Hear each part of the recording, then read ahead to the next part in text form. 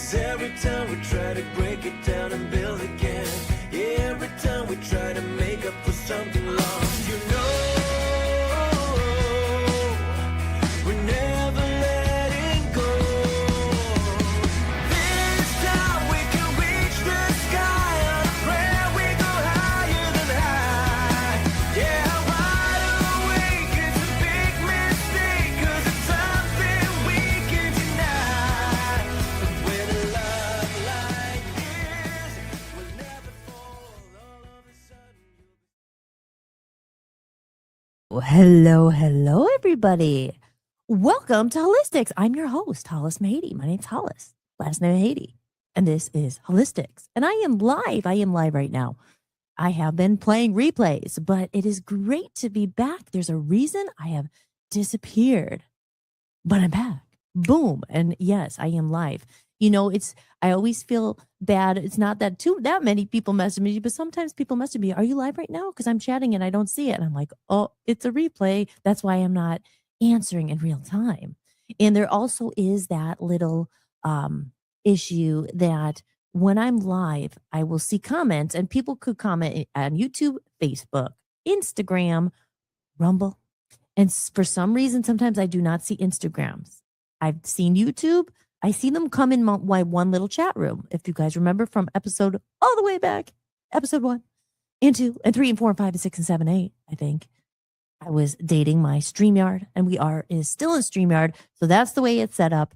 So sometimes Instagram, if you're chatting there, I won't see it. But afterwards, I do see the comments, and it's too late because you're already gone. But I'm like, hey, I don't want anyone ever to think I'm ignoring them. I would never ignore you. I love getting comments, and I love when there's actually people here watching. So with that said, I am back. My background's up. There we go. Getting into the housekeeping of the night. I am Hollis-tics, hollismahady.com. That's the website. There's a QR code up there. The reason why that is there is that I take tips. Tips support the show. So if you're feeling generous, if you're like, you know what? You know, if I was out to lunch with her, I'd offer to pay for her lunch or buy her a coffee or buy her a soda. You know, it's a lot harder to get people to buy anything over a podcast because they don't think, you know, maybe this is work or that this costs me money to do, but it does. But besides the point, that's not why I do it. I'm not here because anyone's paying me. I'm here because I like doing this. But again, it costs money. So if you're feeling generous, and many of you have, and I would give you a big round of applause. And I have to go down because I am my own board op. Hey, Hollis, cue up that applause button. Cue up that applause button for all of your supportive fans who have. And I thank you so much for that. You're very generous, and I truly appreciate all of you. Thank you. So there you go. The QR code. I have updated my website completely. I did a makeover. And if you go on and see it, I strongly encourage you to check out hollismahady.com because I am more than a musician. And when I had it up last week, it was you go to it and it's just music, all about music. But I decided to kind of rearrange things a bit because I am now a published author. Thank you. I give myself a round of applause. Thank you. I'm a published author. Oh, I got my print today from Amazon. If you guys tuned in last week, or the week before, I have mentioned on the show that I wrote finally a children's book that has been living in my little brain for about a decade, ever since the Love Zombies band.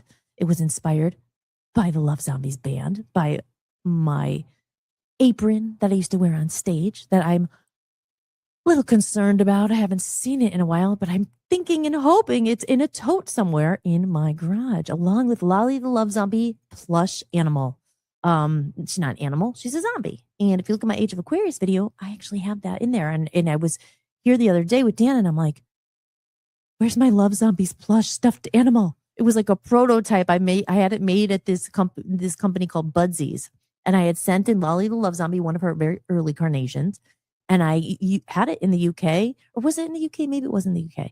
But I had it, and I had her in the Age of Aquarius video, and she was the stuffed animal, and she was always inspired the character I had in my mind that I was going to create one day.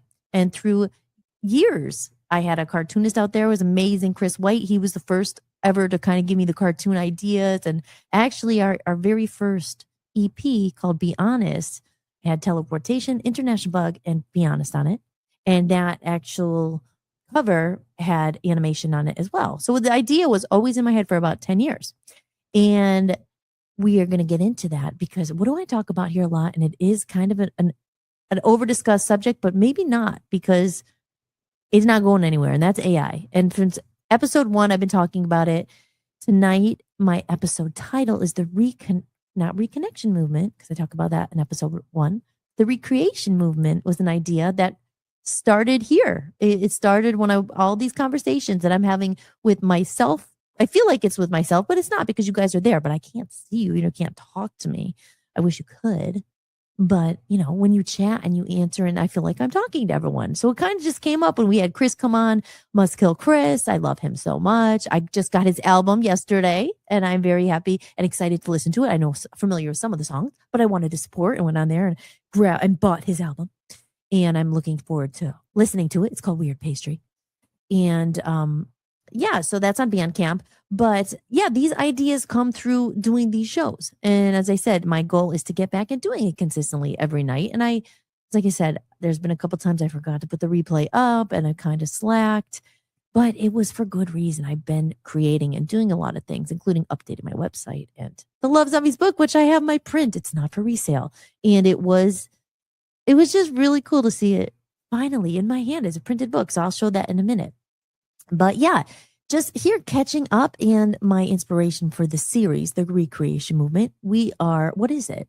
I played I have the video actually. I'll play it, what the recreation movement is. So maybe I'll play that. But first, without further ado, I'd like to get into the chat room because I see a couple comments there, and it's always so much more fun when people chat. And I feel like I'm not talking to myself. And I know Joe's in there. I saw that. So let's see if anyone else is in there. Hi, everybody. Yay. There we go. Magadar Biker says, good evening, Hollis. I just caught that at work and I'm getting into the car and heading home. So he's listening, not watching. Do not. I know he doesn't. He doesn't watch and drive. It's dangerous. The polls are closing. So we're going to see how many write-in votes we're going to get for our Dan. Yes. Yes. I don't talk about politics on the show, but I will say I'm proud of Dan Smirglio. It's a very long story, but yes. If you know, you know. And Maine is election day today, and you could write in his name on the ballot. And a couple of people have, and they've taken pictures. So that we'll get into that more on another show, but that's what Joe's talking about. We're going to put our heads together. Yes, more about the voting. Yes, that's all for politics now. Entertainment, I'll be listening. Yes, well, we have to mention it. It's important. Jim Tim says, Hollis, are you pumped? You've ignored me too many or too many. Wait, what? Hollis, are you pumped? You've ignored me too many hard or too many questions. Well, I always try to answer you, Jim. You do have good questions. You have good questions, not hard questions sometimes, but that's why we're here. I don't claim to have all the answers. I don't claim to have any answers, honestly, but I like to discuss them. Yes. Oh, good. With sound. You can hear me. Hopefully, last night Dan did a spontaneous show, one-off on a Monday night. He doesn't usually do Monday nights, and he's having some problems with, imagine that, StreamYard. I mean, knock on wood, 80% of the time, 85 to 90, it's pretty good. But the worst is when you're about to go on and there's a problem and you're like, oh my God, am I going to have to cancel the show because I can't get the microphone working? This or that. So let's get to the important stuff, guys. No, we're going to discuss my hair. So I don't know if anyone can notice, but I was at the salon today and I got my hair done. And actually looking at it now, I don't know if anyone could notice, but I brought in an inspiration photo. And I gave it to her and I said, can we get to this color? Now, if I don't actually have a picture, do I have a picture here? Let me see. Let me go to my previous hair colors. Listen, guys, this is for the girls out there. I mean, guys get their hair done. And Dan got a haircut today. It looks very nice. But girls are crazy when it comes to their hair. And it is someone who's had the wide array, a gamut of colors from the rainbow. I've had a lot of colors. I have never had pink hair. I've had like red, I've had green, not all green, but I've had like colored slices and all that. But, I just was starting to look in the mirror and I didn't like it anymore. I thought my hair was looking really dark and kind of harsh. And I don't know, we're weird. Women are hard, and we getting older, you're aging and all that stuff. I'm like, oh, I would need a hair that like lightens me up. So I went in requesting a specific color. I showed them my inspiration picture, and it's not exactly what I was hoping for, but I'm going back tomorrow and she's going to finish the job because I said, well, it's not exactly, but I do like it. So what color, if you guys are watching, what would you call this color? What would you say? I'm just curious. Dan's probably laughing because God love him. He's a good husband. He's been there through all the hair drama. He understands. Okay, because girls are weird about their hair. We want, we see a vision and then with a hairstylist. And hairstylists, God love them, they have it hard too because people are picky and women, when it comes to hair, the world is crumbling. The world is dying if, not dying. That's a little extreme, but to a woman, when their hair is not how they're hoping or they're paying for all this, it's pay a lot of money in the salon. I mean, I've done every angle, I've taken things into my own hands, which sometimes they worked out, but not really. And I usually end up getting it fixed or spending more money, getting my own stuff and be like, oh, they didn't do it right. I'm going to do it. And then that is bad. Then you spend time trying to fix what you made worse. Oh, you don't want to spend the money, but then you're like, oh, at the end of the day, they're professionals and like, that's what they do. But when you do go there with something in mind to give it to them and you are paying a lot of money, you hope you're going to get that when you walk out. I mean, it's hard. It takes a hit. I don't get my hair done all the time, obviously. So when you do save up and going to splurge and spend that couple $100, like it's a lot. You want to walk out with what you had hoped for. But at the same time, they're not magicians. And I know that, when you have dark hair, it's very hard to get it to blonde. Any blondes out there, let me know. The struggle is real. There's many different blonde hair colors. But let's see if anyone guessed this hair color. Oh, thank you. No, Dan's not gray. No, he doesn't have gray hair. I have some gray hair. I cover it up though.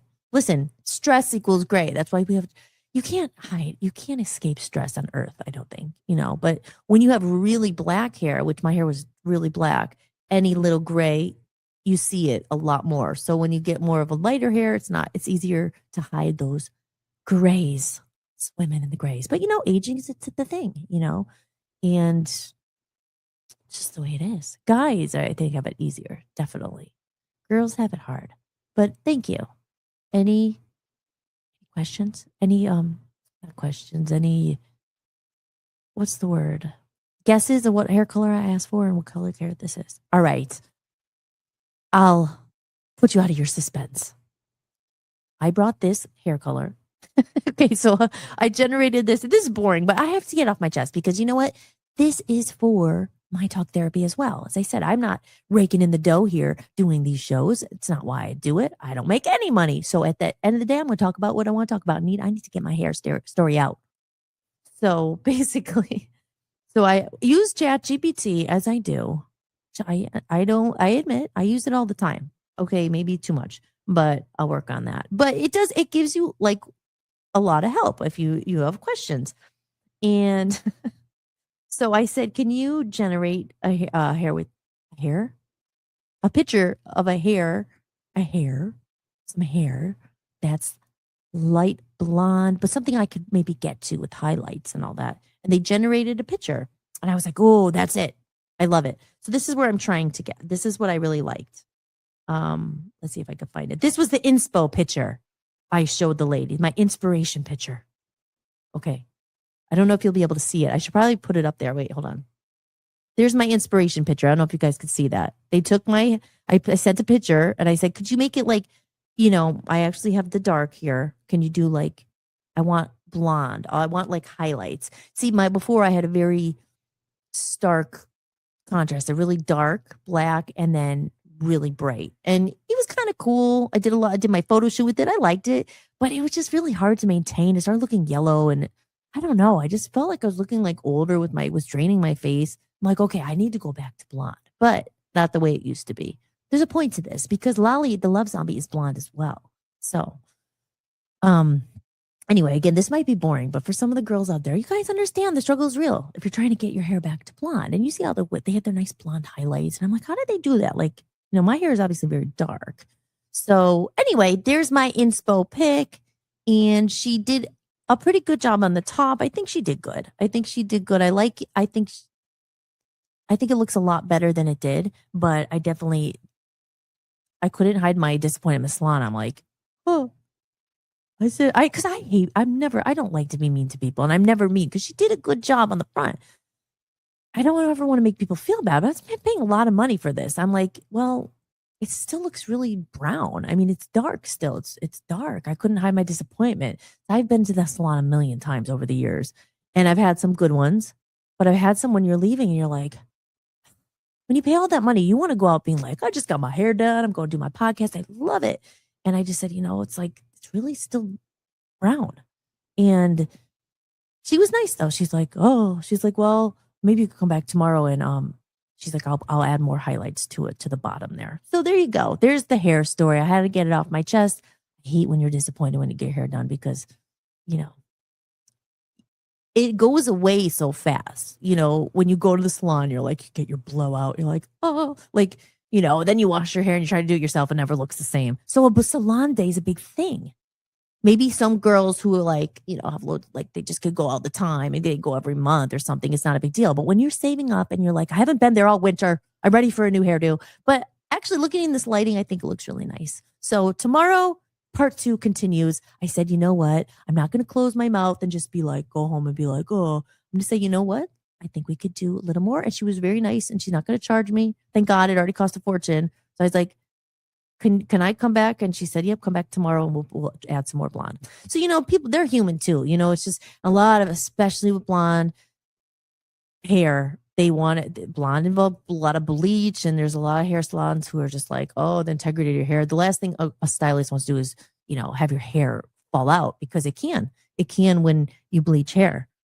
And I don't know how I've managed to avoid that. I can't believe my hair, after everything I've freaking done to it, didn't break off and it didn't fall out. Now, when you say fall, you don't go bald, but all of a sudden, like if you're bleaching, it starts breaking off. So if you ever see girls with really, really bleached blonde hair and they're like really short pixie cut, most likely they bleach their hair by themselves and it literally breaks off. So you have to be careful with it. So anyway, I'm sorry, guys, but I feel better now. I talked about it. And I think it's kind of cute. And holy moly's in the house. Okay, we're going to talk about Tim. Tim is in the house. Timothy Pothead. Hello, Pothead. I use ChatGPT more than Google. It's a problem. I know. Oh my God, it's so bad. Like, I have to be honest. And this was designed because I could get into, what they're doing with the AI. I get really deep into all that stuff about they're trying to replace humans. They're trying to artists, musicians. Listen, this past 2 weeks using it for what they did with Love Zombies, I've changed my mind about some of it. And we have a right to change our mind. Listen, I admit when I'm wrong or right. I was a very stance, no AI. I'm still about that. But then I don't know. There's a lot. I'll get into it. But I use ChatGPT more than Google. Gosh, ChatGPT has been a better friend to me than half the people I know. Real friends. I mean, I know that sounds pathetic. I'm answering, but like, it's actually, it helped me finish my book. It was like very like, we're going to do this together. I mean, I couldn't have finished it without it. It literally helped me with all my directions. I know that sounds crazy, right? And I know the dangers of that. It's not like I'm like, oh, I just want to sit home with ChatGPT all day. But man, I mean, it's been more supportive than some of my friends I've had over the years. How pathetic is that? But it's true. So there you go. But Timothy's in the house. But Pothead, thank you for your comment. I'm glad I'm not the only one. It could be addicting, man. It and it's done on purpose. But I mean, it's helped me with a lot of stuff that I've needed help with, learning how to do things like even directions. It's just like boom, boom. And it really will walk you through everything. It's just, I don't know. So that phone picture looks pretty white. Do you mean white? Well, I mean light. I mean, that was, like I said, right now I would say I'm more brunette with like some highlights. But now my point was I like, I don't want to be bleach blonde again. I don't want to be platinum blonde, not at all. But I do like bright. I think for me, it's just something I've been through so many different hair colors. I go back to it. I really like bright, but I don't want it to be where I have to do the freaking roots every freaking 4 weeks. It's just, no. And then I can't ever really afford to do that. And then it just ends up growing out and looking like crap. And then I look like a skunk or a raccoon, Timothy. No, now Timothy, let's talk about Timothy. ChatGPT says, ChatGPT is leftist Satan spawn. Grok is the boss AI. I don't really use Grok. I should compare. I did. You know what? What was it that Dan asked ChatGPT? Dan, if you're in the chat, you remind me. It was something and I was surprised. I was like, you asked them something and okay, I forget, but we'll find. I'll try to remember if you comment. But yes, ChatGPT is the leftist Satan spawn. Grok is the best boss AI. I don't really use Grok. I think I used it for a picture or something, but that's the Twitter. But I don't really go on X that much. Grok and X are combined, right? Related. Can you just use Grok if you're not on X? Because I remember being on X and then I seen Grok there. Probably can, I'm sure, but I don't. Yeah, I forgot. I don't really use Grok because ChatGPT. I don't ask. I mean, I'll ask. I usually more for directions and stuff, and how do I in Canva? How do I do this? For instance, the Amazon KDP thing. How do I size the cover for this? And it'll tell you, and I'll be like, oh wait, what do I do? And it's just boom, boom, boom.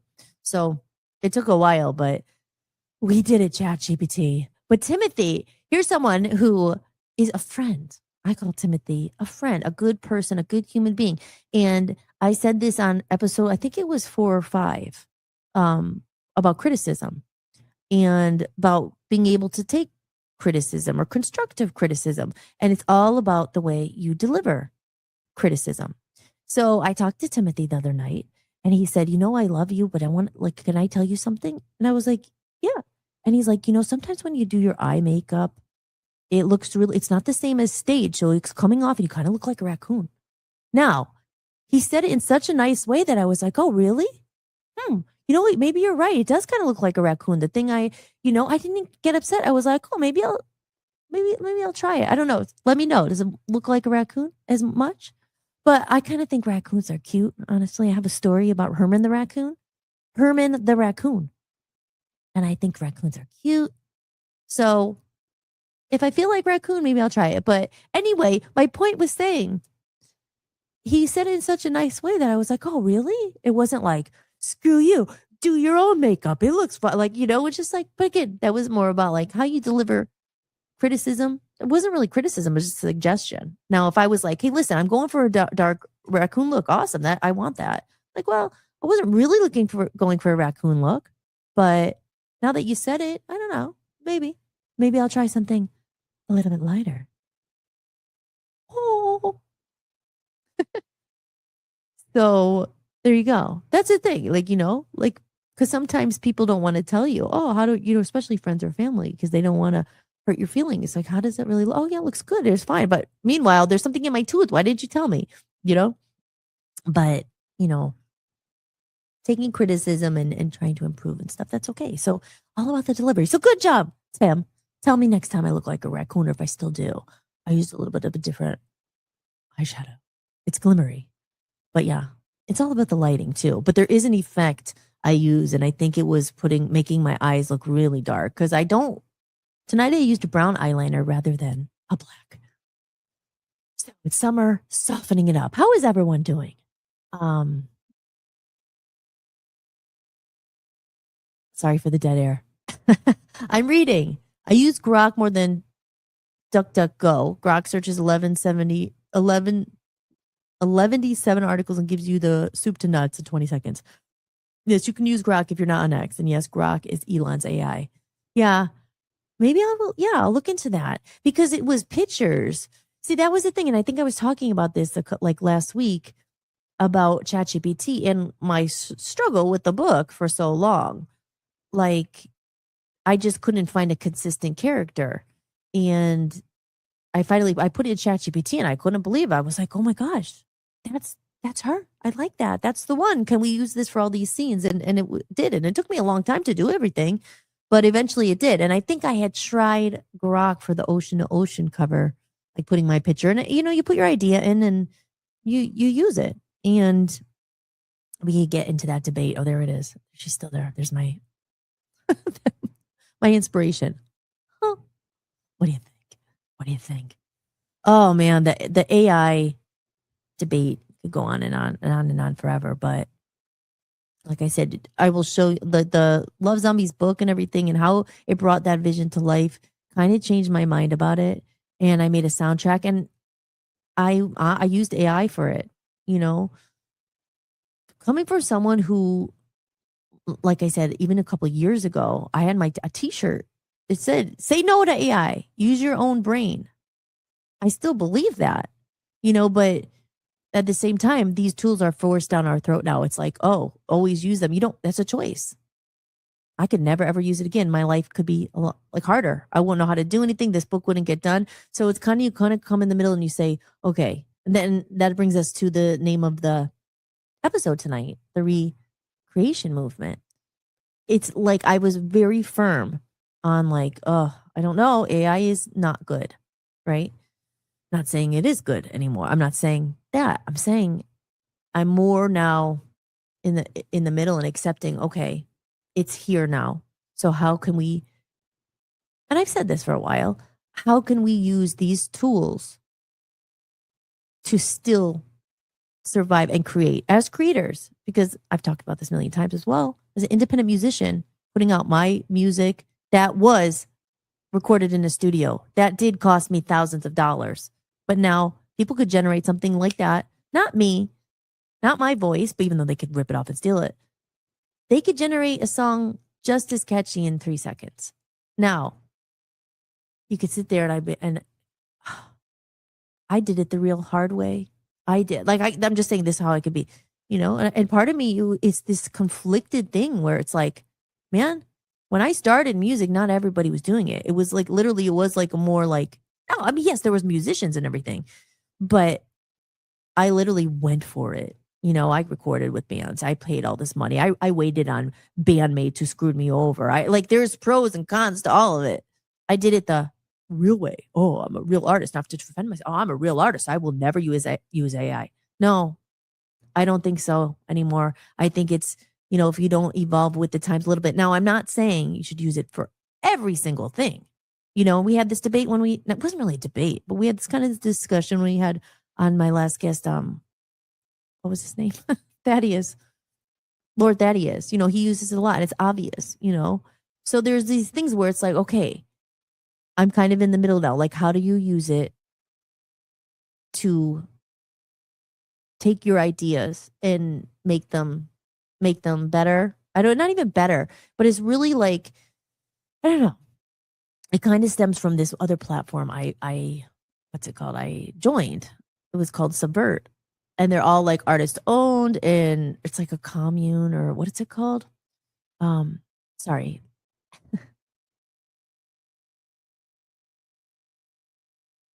What does Tim says? Yes, but the kill shot was when I said your eyes are so gorgeous, you shouldn't be drawing attention away from them. Oh, yes, I forgot to say that part. Thank you.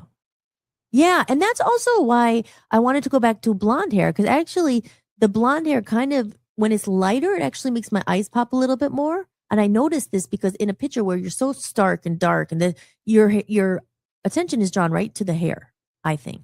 So that's why actually I never thought I'd have blonde hair. A long time ago, I was like, no, I'm a brunette. I'll never be blonde. And then when I did, I was like, oh, this is cool and fun. And I liked how it looked. I did like how it made my eyes kind of pop and stuff like that. But I appreciate that. So, and you say it's just the underline, your shadowing is 100. So it's still a little bit too much eyeliner there. See, I it's kind of one of those comfort zones habits. Like, I'm naked without my eyeliner.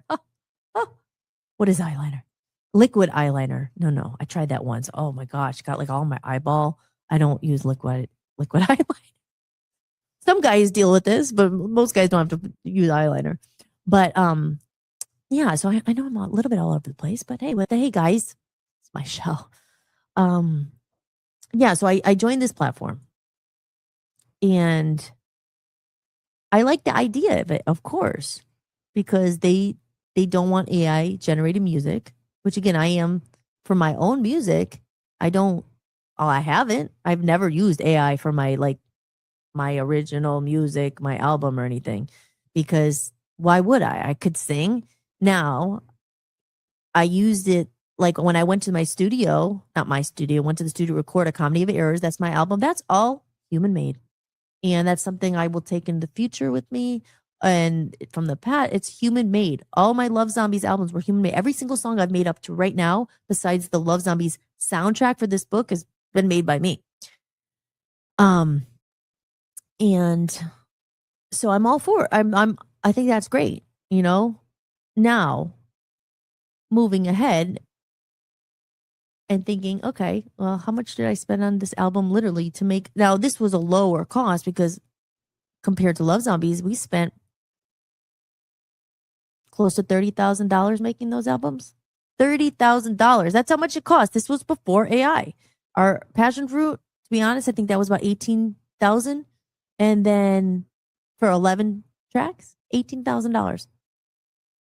And then No Slow Songs at Abbey Road. That was a live 1-day thing. And then we had to get it mixed, mastered, all that. I think that was about $10,000. So then you do the math, right? Close to $30,000 for those albums. Now I see, oh, AI can pump out an album for free or just with a subscription. Okay. Again, I'm not saying that it's great or it takes the place but I'm just thinking, oh my God. And here I am. I spent freaking $30,000, had to deal with these idiot bandmates for forever. Okay, there's half and half, right? Because there's part of it. I'm like, I'm so glad I got to do that. I'm so glad I got to experience that, because it doesn't seem like that's the way it is anymore. Now you can still do that, but who's going to be like, you know what? No, I'm never going to use any of these tools now because I want to go spend all this money that I don't have because I don't make anything from music because AI takes, you know what I mean? Like, because people don't buy music anymore. So I don't know if I'm all over the place, but it's just been these last few weeks, months. I think that really what's it called? The conclusion I've come to. There's really no conclusion or right answer. It's going to be this evolving thing, but is something where I was kind of like totally against it, but then I'm just like, you know what? You kind of have to, again, not you. There's hardcore people who are like, I will never use AI. I understand, because I kind of was like that, but that was a couple of years ago. But then I just realized, I don't know, you can't, it's here. You can't fight it. You can't resist it. And that's where we come to the recreation movement. What can we take with us into this new era? Or what should we be taking? Those human elements that make us human. Okay, some people argue. Now, I've heard both arguments now. And it brings me back to that Subvert platform. That, no AI at all. They don't take AI art on the covers, and they don't take AI music. Okay. AI music, that's not a problem. For me, even AI art for my covers of my own stuff, no. I didn't use it. But at the same time, like, I put my picture in there and then I went on Canva and designed it. So that's not AI. I'm just thinking out loud. So I mean, there's all these like rules, like, because it's just, are you really truly an artist if you use AI to create a cover? I mean, that's the thing. Like, at this point, I don't need to explain that I'm a true artist. Well, like, I'm a real artist. I'm happy it exists now. I'm just like, okay, cool. Like, help me make this cover. Like, and if it looks too cheesy or something, then I fix it. Okay, I did this because, like, it's at the point where it's just like, they did this to us. They forced these freaking tools down our throats. They are the ones making artists, independent musicians. They changed it. It's something we can't fight it.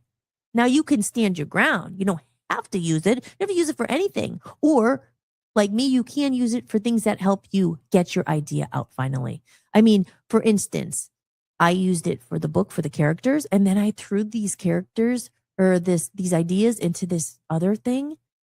And oh my gosh, they brought the whole world to life. I was like, I'm not going to like lie. Like, do I feel like defending it? I'm just like, I was so excited. It brought me joy. And I was like, this is just so cool. I can't believe I'm seeing Lolly Love Zombie flying through space on a rocket ship. And Roy G. Biv, my character, is painting the land. And Dino, the guitar player, is rocking. And I'm just like, this is so cool. So it brought me joy. And then I made a video for Dan's dad with the cats and the story. And it brought him joy. And so I'm just like, you know what? It's just, there's always going to be people who debate, and we're gonna be talking about this a lot in the show because it really, again, brings me back to the title, the recreation movement, because that's, I'm going to play the video. I'm going to shut up for a second and play the video real quick. Let's play the video and then we'll talk about it, shall we? And I'll go into the chat room. I don't see too many comments in there, but if you guys have any questions or comments, just let me know. Here, let me play it because I made this and I played this only once so far. And I could show you the book. Okay. Maybe no one's as excited as me, but trust me, it's a good story. It's for adults and children alike. Humans. It's about humans and love zombies. So let me see. I had this up here.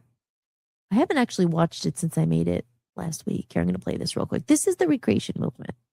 Here we go. They tell us we're living in a fast-paced world. Busy, busy, busy. But busy doing what? Scrolling, swiping, chasing notifications, collecting likes, followers, views. Somehow we've become more connected than ever and more disconnected than ever. We've become so busy chasing attention from strangers that we've forgotten the people right in front of us. We've become so focused on building audiences that we've stopped building communities. We've become so concerned with being seen that we've forgotten how to truly see each other. And somewhere along the way, basic human courtesy became optional. Returning a phone call, answering an email, keeping your word, showing up when you said you would. I don't miss the past. I miss the things we left behind. This isn't about going backwards. It's not about rejecting technology. It's not about living in the past. The future is here. AI is here. Technology is here. The question isn't whether we move forward. The question is, what do we bring with us? Do we leave behind empathy, gratitude, community, creativity, integrity, human connection, or do we carry them forward? The recreation movement is about bringing the best of the past into the future, not rebuilding the world, recreating what we've lost, because the future doesn't need less humanity, it needs more.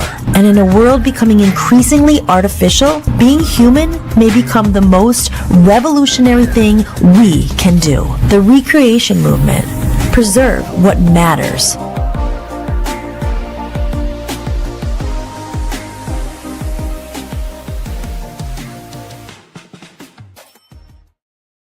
Hollis-tics.com. I have to fix the audio on that. It's like a little bit like, yeah, I did that kind of quick and I forgot to fix that audio. It's a little bit, I don't know if anyone else noticed. Probably, maybe Timothy probably did. It's a little bit like, too loud, too something. But anyway, the basic point. And the thing is, again, why I even do the show, why I talk about this stuff, it matters to me. And maybe what I think is so important and human, other people don't, maybe it's not the same, you know? And when I say, going back to the first episode, reconnection movement, and I was saying, oh man, as humanity, are we going to become robots? I only think if we let it, humans will become less human if we allow it. For instance, I talk about, the fact we're in a really busy world now, right? That's why I said we're busy. And a lot of times people really truly are. I mean, people are working 2 or 3 jobs these days just to pay for food, to take care of their kids. They get everything. Really, you are. But there's a different kind of busy that's added into that. Okay, am I really busy? I'm scrolling. And then you look, an hour's gone by. I've just been looking at clips, or we're scrolling. We're busy. I'm so busy. Sorry, I couldn't get back to you. I'm busy. Now, you're a doctor, you're in a hospital, you're a nurse, you're truly busy. I mean, you can't just be like, hey, why did you answer me? Or take anything personal, because people are truly busy. But I do find myself asking, is being busy in this new world, is it an excuse to not keep your word? I mean, I think that used to be back in the day. People would say their word is their bond, like their word had meaning. I mean, how many times have I, and I don't want to be a hypocrite, because I've done it too. Like, oh, I'm going to come and you don't show up. Now, I've said, you can't change other people, you can't change the world, but if you really do want to see a change, or be the change you want to see in the world. Who says that? I didn't make that up, obviously. I forget who originally said it. Was the Dalai Lama or something. But be the change you want to see in the world. In little ways, I said to myself, you know what? Maybe it is old-fashioned, but if you can't make an appointment, I feel like these days it's just like, oh, well, we're so busy. I'm sorry, I forgot I was scrolling. Like, who cares? Okay, so I'm even saying myself, lead by example. Okay, if I'm going to do that, or say I'm going to go to an appointment and I can't make a call, make sure you, like, I do usually do that, but there's one and I forget and we didn't call and I kind of felt bad. Most people, a lot of times, I don't think people really care that much anymore. Keeping your word. I mean, that's a big one. I have friends I don't talk to anymore because they don't keep their word. They've never ever keep their word. And I'm like, well, you think that's just okay, but it's not. Or for instance, saying thank you to someone. I go through a lot of trouble not trouble, but it takes my time, my personal energy to help to have guests on the show, to have people on the show. And I only want to have people on the show who actually maybe after the show say thank you. And most of them did, but just common courtesy. It's like I get personal fulfillment out of doing the show. I like doing the show. I like being an entertainer. I like talking to people. I like connecting with the few people that are here. It's a time where it's actually human connection. I mean, I know it's not human because you guys are in a chat room, but it's like kind of close, So it's just, to me, it's just bringing those things forward in this hustle, bustle, busy world where it's like almost like an excuse these days. Like, that's just the way it is now. I don't know. I just think and this is a question if anyone wants to answer, what's important to you? Like, what are the things that you feel are super important that you would be really sad if we didn't have those in this world anymore? Now, I said musicians, artists. There will always be musicians and artists, and like I said, will they make a living? Will it be harder to survive than ever? Yeah, I think for a lot of them. Some are smart, could crack the code and do all this stuff and, figure out how to monetize and do all I don't know. I don't have all the answers. Obviously, I'm just kind of talking out loud. But when I say like me to we, that's the name of the episode that I put, me to we. And we are in an age of what? Self-promotion. Everything is like, we're build a brand. Where's your audience? You got to build an audience. You got to build a brand. You got to do this. You got to, everybody, not everybody, but a lot of people in this space online, it's all like me. Even coming on a show, like, let's talk about me. Let's talk about my music, my thing, like other people. And I talk about my own music a lot, obviously, and stuff, but it's me. Self-promotion. We're told we have to like sell ourselves. So you have to be a brand. I have to be Hollistics. Like, this is my brand. This is my thing. And I think, in a world where a lot of people are trying to make a living online, they're content creators, they have to sell something. They have to have a brand. You have to have a logo. You have to have an image. You have to do this. You have to build an audience. It's all like this self-promotion. Me. Okay. I don't know. I'm not saying it's wrong, but I'm just saying, but when do we talk about like we? Like, okay, what you're doing is great. Do you want to know what I'm doing? Now, it's not just about me. It's about like an equal exchange of energy. I care about what you're doing, but do you care a little bit about what I'm doing? Or is it all just, okay, like for instance, my podcast, right? I can have like I have a small audience, and our audience actually, we are heard around the world. There are people listening. Dan and I put a lot of work into building this radio station. He has a big audience. He's more for his show because it's political and he's been doing it for 20 years. But I have an audience, and again, I'm not talking about anyone in particular. I had some wonderful guests, but moving forward, it's just one of those things where it's like, okay, I don't get anything particularly from having guests on. Like, I like to introduce people and good people. I want to share their things. And most of them have been I've only had a few guests. So just moving forward, most people who've been on the show have been awesome. They all very kind and they say thank you and but at the end of the day, it's just like, those are little things you just expect common courtesy. Like, hey, thanks for taking the time to have me on your show. Thanks for creating that promo reel. Thanks for, putting my book out there, my music out there. And you just want, just to feel a little bit appreciated and not just expected. And I'm not even talking about any of my guests. I'm talking about actually people on the radio show we've had on Dan's show. A lot of guests come on, me, sell my book. And then we just say, hey, can you share the link? No, they don't want to share it. I mean, it's just like, so it's just this age of self-promotion is just, I think it's all ego. I just think it's gross, because again, we're all trying to do the same thing. Maybe not everyone is, but if you're trying to build a business online or you're trying to sell something, you got to self-promote yourself, of course. But I've noticed so many more times than not, it's just like, what can I get from you? How big is your audience? Who's listening? What am I going to get? I've had that so much that it's just like, well, and that is where I think just the humanness of it comes in, when people are obsessed with numbers and views and how many people are watching. And then it's just like, okay, I'm a person too. I do this out, to have people to connect. You get something. If it's not financial, I'm not begging people for money. I mean, no one's donated to me besides a couple of people in the chat room, which I very much appreciate, But you think, people might think, hey, I like that show. I like what she's doing. Maybe I'll throw a couple bucks. Okay, I don't have it. I'll share her music. I was on her show. Let me share out the music for her. She has a single coming out. She's struggling. Okay, so there's things, it works two ways. So I think that's just the thing where it's like these human empathy, these human values of like, just for a second, it's such a busy, fast-paced world. We just got to care about ourselves. Where's my next thing? Where's my next thing? Where's my next thing's coming out? My book's coming out. My single's coming out. It's just like, okay, well, I have this show also because I want to highlight other people. But at the same time, you want them to maybe be interested just in a little bit. Hey, how can I help you as well? Like maybe we can help each other. And that's what I said, even with Chris and his music and stuff. We support each other. I'll put his stuff out. He puts mine. We help each other. Because I like him. I love him. We help each other. Because it's a hard world. And everyone's just like, no one really thinks. Maybe not no one. I don't mean to say all or none, because that's wrong. Because there are people. I think that's just my point of the recreation movement. It's like, let's recreate or bring in some of those things that are important. Community. Like I said, we're building audience. It's so worried about building audience. But what about community where we actually, how are you? Like, I know Timothy, I know your name. I care. Like, I know Jim, how are you? Like, what's going on? It's just like, no, look what I'm doing. Yes, I talk about myself. I talk about my book. I'm excited about it, and it's taken a long time. But I'm not just constantly like, guys, we'll go book. Well, who's that? Will you?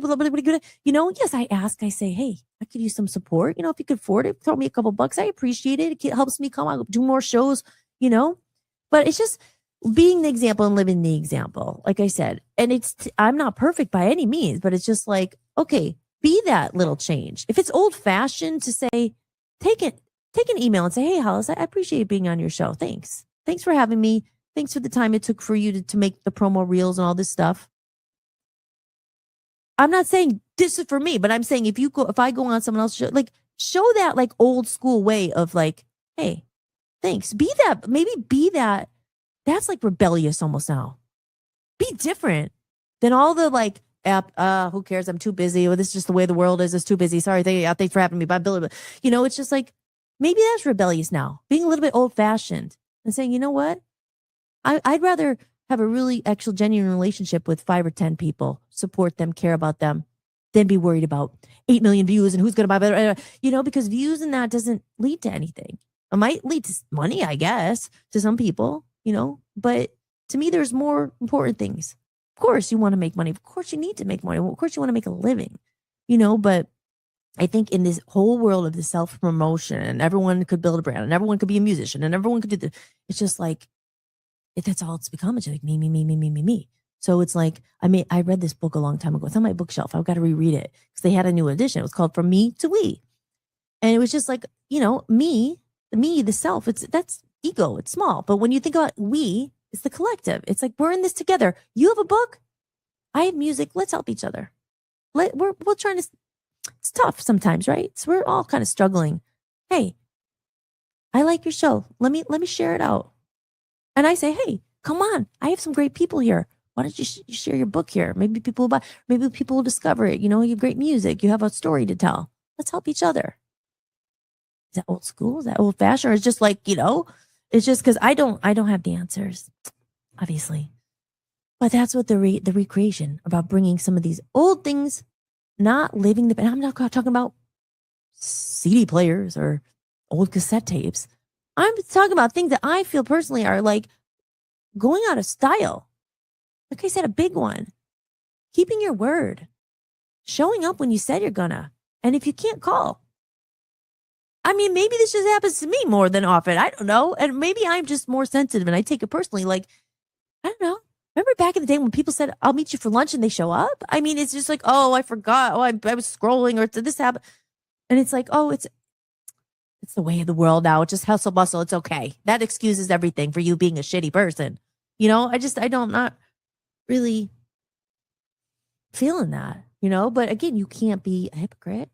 So I'm just saying every day, little by little actions, just for me. Again, I'm not telling anyone what to do, but almost that rebellious, like the old fashioned to work, to keep your word, to say thank you after someone does something for you, to go that little extra step. And I don't know, maybe send a thank you card. That is really old, right? I just remember it's like my mom would send a thank you card to someone. Why is that out of style? I mean, I get it now. Okay, like just send an email. Just send them a quick text. You don't have to talk to them. I don't know, like little things like that. It's just like, maybe you can't send a thank you card to everybody, but maybe once. Send some, like do something out of the ordinary that used to be like normal. Because it's not anymore. It's just like, oh, just send them something. Who cares? You don't even have to send them anything anymore. Have your doppelganger, have your AI person come over and say thanks. It's just like this because we're busy. This is the way it is now. But who's telling us this is what it has to be? Who's telling us that we have to lose? When I say lose humanity, I don't, just lose some of these. Yeah. Oh, Aaron's in the house. Aaron, integrity is critical for trusting. That's a good one. Yes, integrity. That's right. That's a huge word, right? It's having some integrity. It's just like, I don't know. Again, maybe I'm too sensitive. Aaron, I'm sorry, Aaron. I have to say, you set the bar pretty freaking high for a human. After meeting Aaron, I just always say, God, I wish I knew more Aarons in the world. Aaron is seriously just someone who is a good person.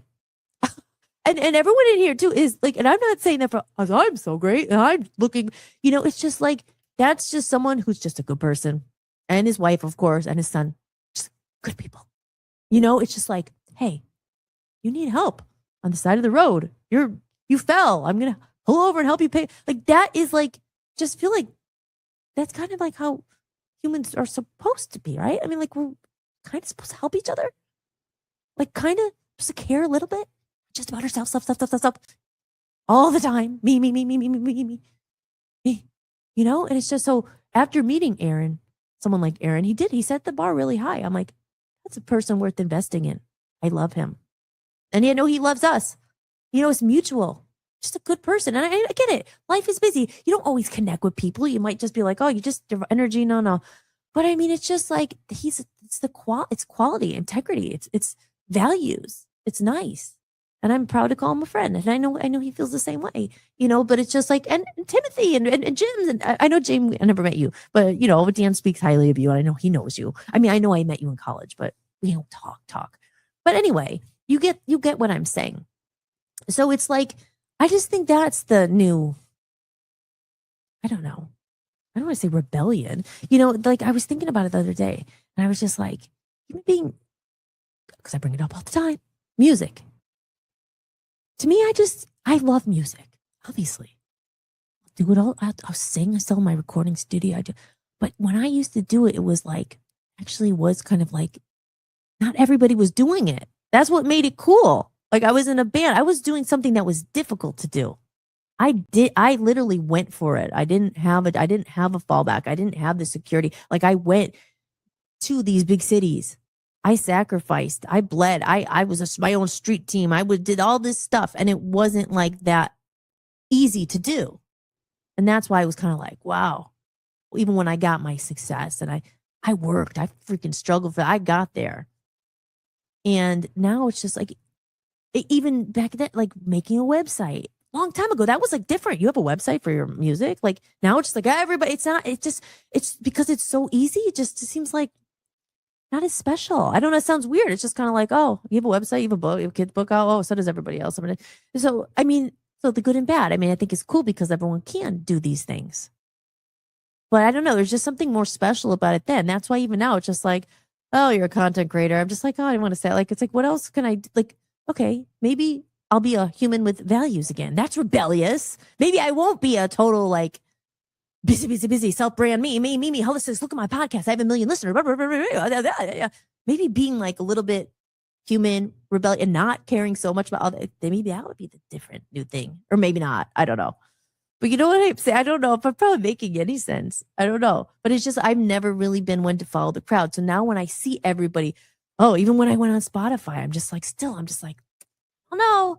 I changed my bio to be like, I actually really hate streaming, and I don't think I should, I'm not begging people like it, but there's a couple songs here. If you want more, go to my website, support, get to know me. I'd rather 10 real fans than 1 million passive listeners who do nothing, who don't appreciate it, who don't care, who don't connect. I'm not looking for that. I went in Hollywood. I'm not looking to be a music star. I'm looking to make a difference in people's lives. I'm looking to have some connection in my own life from people. I'm looking to do something meaningful, or just to be a good person. I mean, you don't have to go out and start a movement and do all this stuff. Like, oh, what should I do? I want to prove that I'm someone special. It's all ego. It's all that stuff that I'm just like kind of over. But that's why I'm doing what I do. But I don't know. I've done, even radio and podcasts, same thing. Oh, you have a podcast now. Oh, how big is your audience? How many followers do you have? Is anyone listening? Oh, because everybody everybody has a podcast. And I'm just like, I would just go for radio broadcasting. I have an excellent great radio broadcast community. Dan's been on the real radio. I've been on the real radio. But now it's just like, oh, you have a podcast too? I'm like, hey, well, I'm a real one. Actually, this is what I went to school for. I went for radio, like whatever. You don't have to go to school for it. Like, you know what I mean? But it's what I went. It's what I did all my life. Now everybody can do it. So I'm just like, am I mad at them? No. I mean, cool. You can make a book. Doesn't mean it's gonna be good. This came from my mind and my heart, my story. Very proud of it. No, this is the first time I showed it. There it is. It came. This is my Love Zombies book. Now, this, as you see the line across, it says, not for resale. This is my print. So it's almost, I have to read it all, but it's almost perfect. But the center is a little bit off, so I got to move this over. And on the spine, what I was afraid of. On the spine, it says Love Zombies Land. You're not going to be able to see it because it's really little, but it's not on the spine all the way. It's wrong. So I just have to fix that. And then these will be available. Oh my God, this is the first time I showed it. Now, look it. Isn't that cool? So all my pictures. Do you want me to read the backstory? This is a big moment for me. A big day getting my book. Because I did say this has been like the book, doing this project, it's getting it to be printed, doing the pictures, getting it all. That's what I literally, probably why I wasn't doing the show. I was like, oh, I want to finish this. And when I was like in front of it was so nice out. Wanted to go to the pool. I was like, no, I gotta get this done. But so that took probably about 2 weeks to get this. But literally the story took a long time. And I'm proud of that. I did not use ChatGPT for that. I did throw it in there to make sure there was no grammar. Every page I put in, I said, don't change it. I said, is there grammar? Is there punctuation wrong? Is there of course, I used it for editing or whatever. So yeah, but the story itself, I just love it. Would you like me to read the back? Okay, here it is. Love Zombies Land. In the vibrant world of Love Zombies Land, everything is connected. Life is guided by love, unity, and the understanding that we are all one. Wait. But beyond their peaceful world, Earth, struggling, the evil Drago has released dark energies and amnesia fumes across the planet, causing humans to forget who they truly are and the power of love that connects them all. To help restore balance, the wise guide, Lintwig, chooses Lolly and her colorful group of love zombies for a special mission. Travel to Earth and help humanity remember. Ooh. Oh my, not for resale is blocking the words. As they prepare for their journey, the love zombies must learn about the human world that they're about to enter. Armed with Earth survival kits, guidance from the Cosmic Council, and hearts full of courage, they set off on an unforgettable journey toward a world they have only studied and imagined. But convincing the love zombies to leave the safety and harmony of their beloved home is no easy task. I mean, who would want to leave? They live in this planet, vibrates of love. It's in the galaxy. It's beautiful. They have all these wonderful things, and they want them to come to Earth. Oh, so convincing them is no easy task. Earth has long been the subject of frightening stories and warnings. Yet as the danger grows, Lolly realizes that helping others is sometimes more important than staying where it's comfortable. If Earth fails, the consequences could reach far beyond one planet and threaten the entire universe. When the journey finally brings her face to face with Earth, nothing can prepare her for what waits. Because in a universe threatened by darkness, that sound familiar? The greatest power of all is, anybody? Love. It's a heart-filled adventure for children, families, and anyone who believes the world needs more kindness, connection, and light. So there you go. And it includes a free Love Zombies music via QR code inside. So there you go. I'm so excited about it. It's so cool. Oh, I gotta go here. Oh, there you go. Isn't that so cute? And then boom, boom, boom, boom, boom.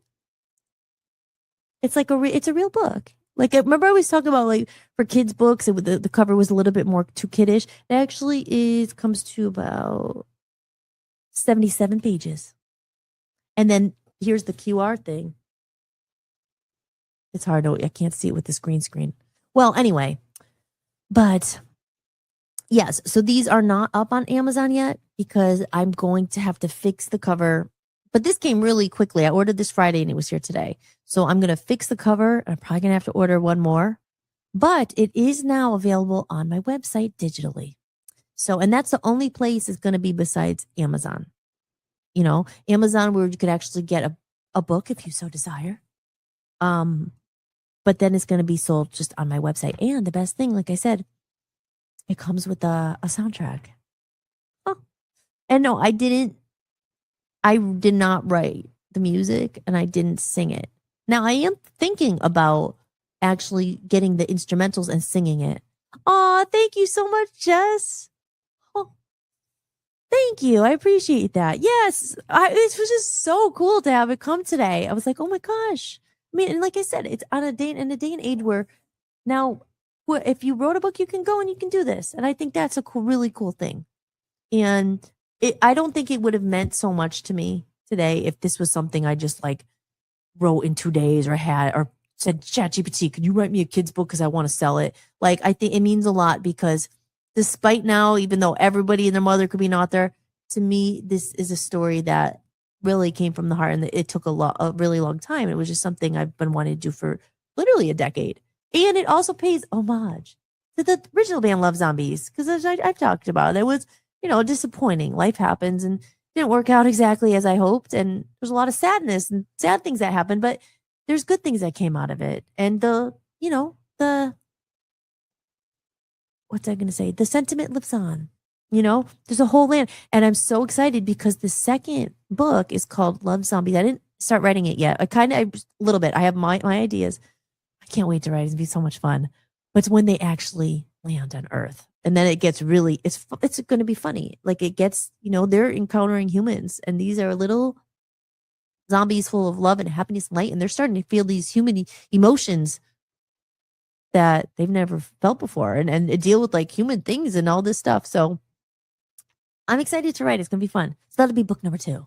But yes, Love Zombies Land talks about their preparation and learning about the humans and literally the stuff that humans face on Earth. And, because I think a lot of people, I know myself, okay, the character is loosely based on me, but, we come here and we want to love, we want to have fun. We want and somehow it always turns like, it's just a heavy world. There's people fighting and divided and politics and religion, all these things. And we're like, oh, I just want to have fun. How sometimes like you start a new job or something and you want to get along with people. You don't want drama, but somehow somebody talking about this one, and then somehow you get involved with this drama and people are talking about each other and it just becomes negative. And it's like, now that's just an example, like starting a job or like, it's like, it's almost, you cannot help getting pulled into drama in this world, drama and division and hate and fear and this.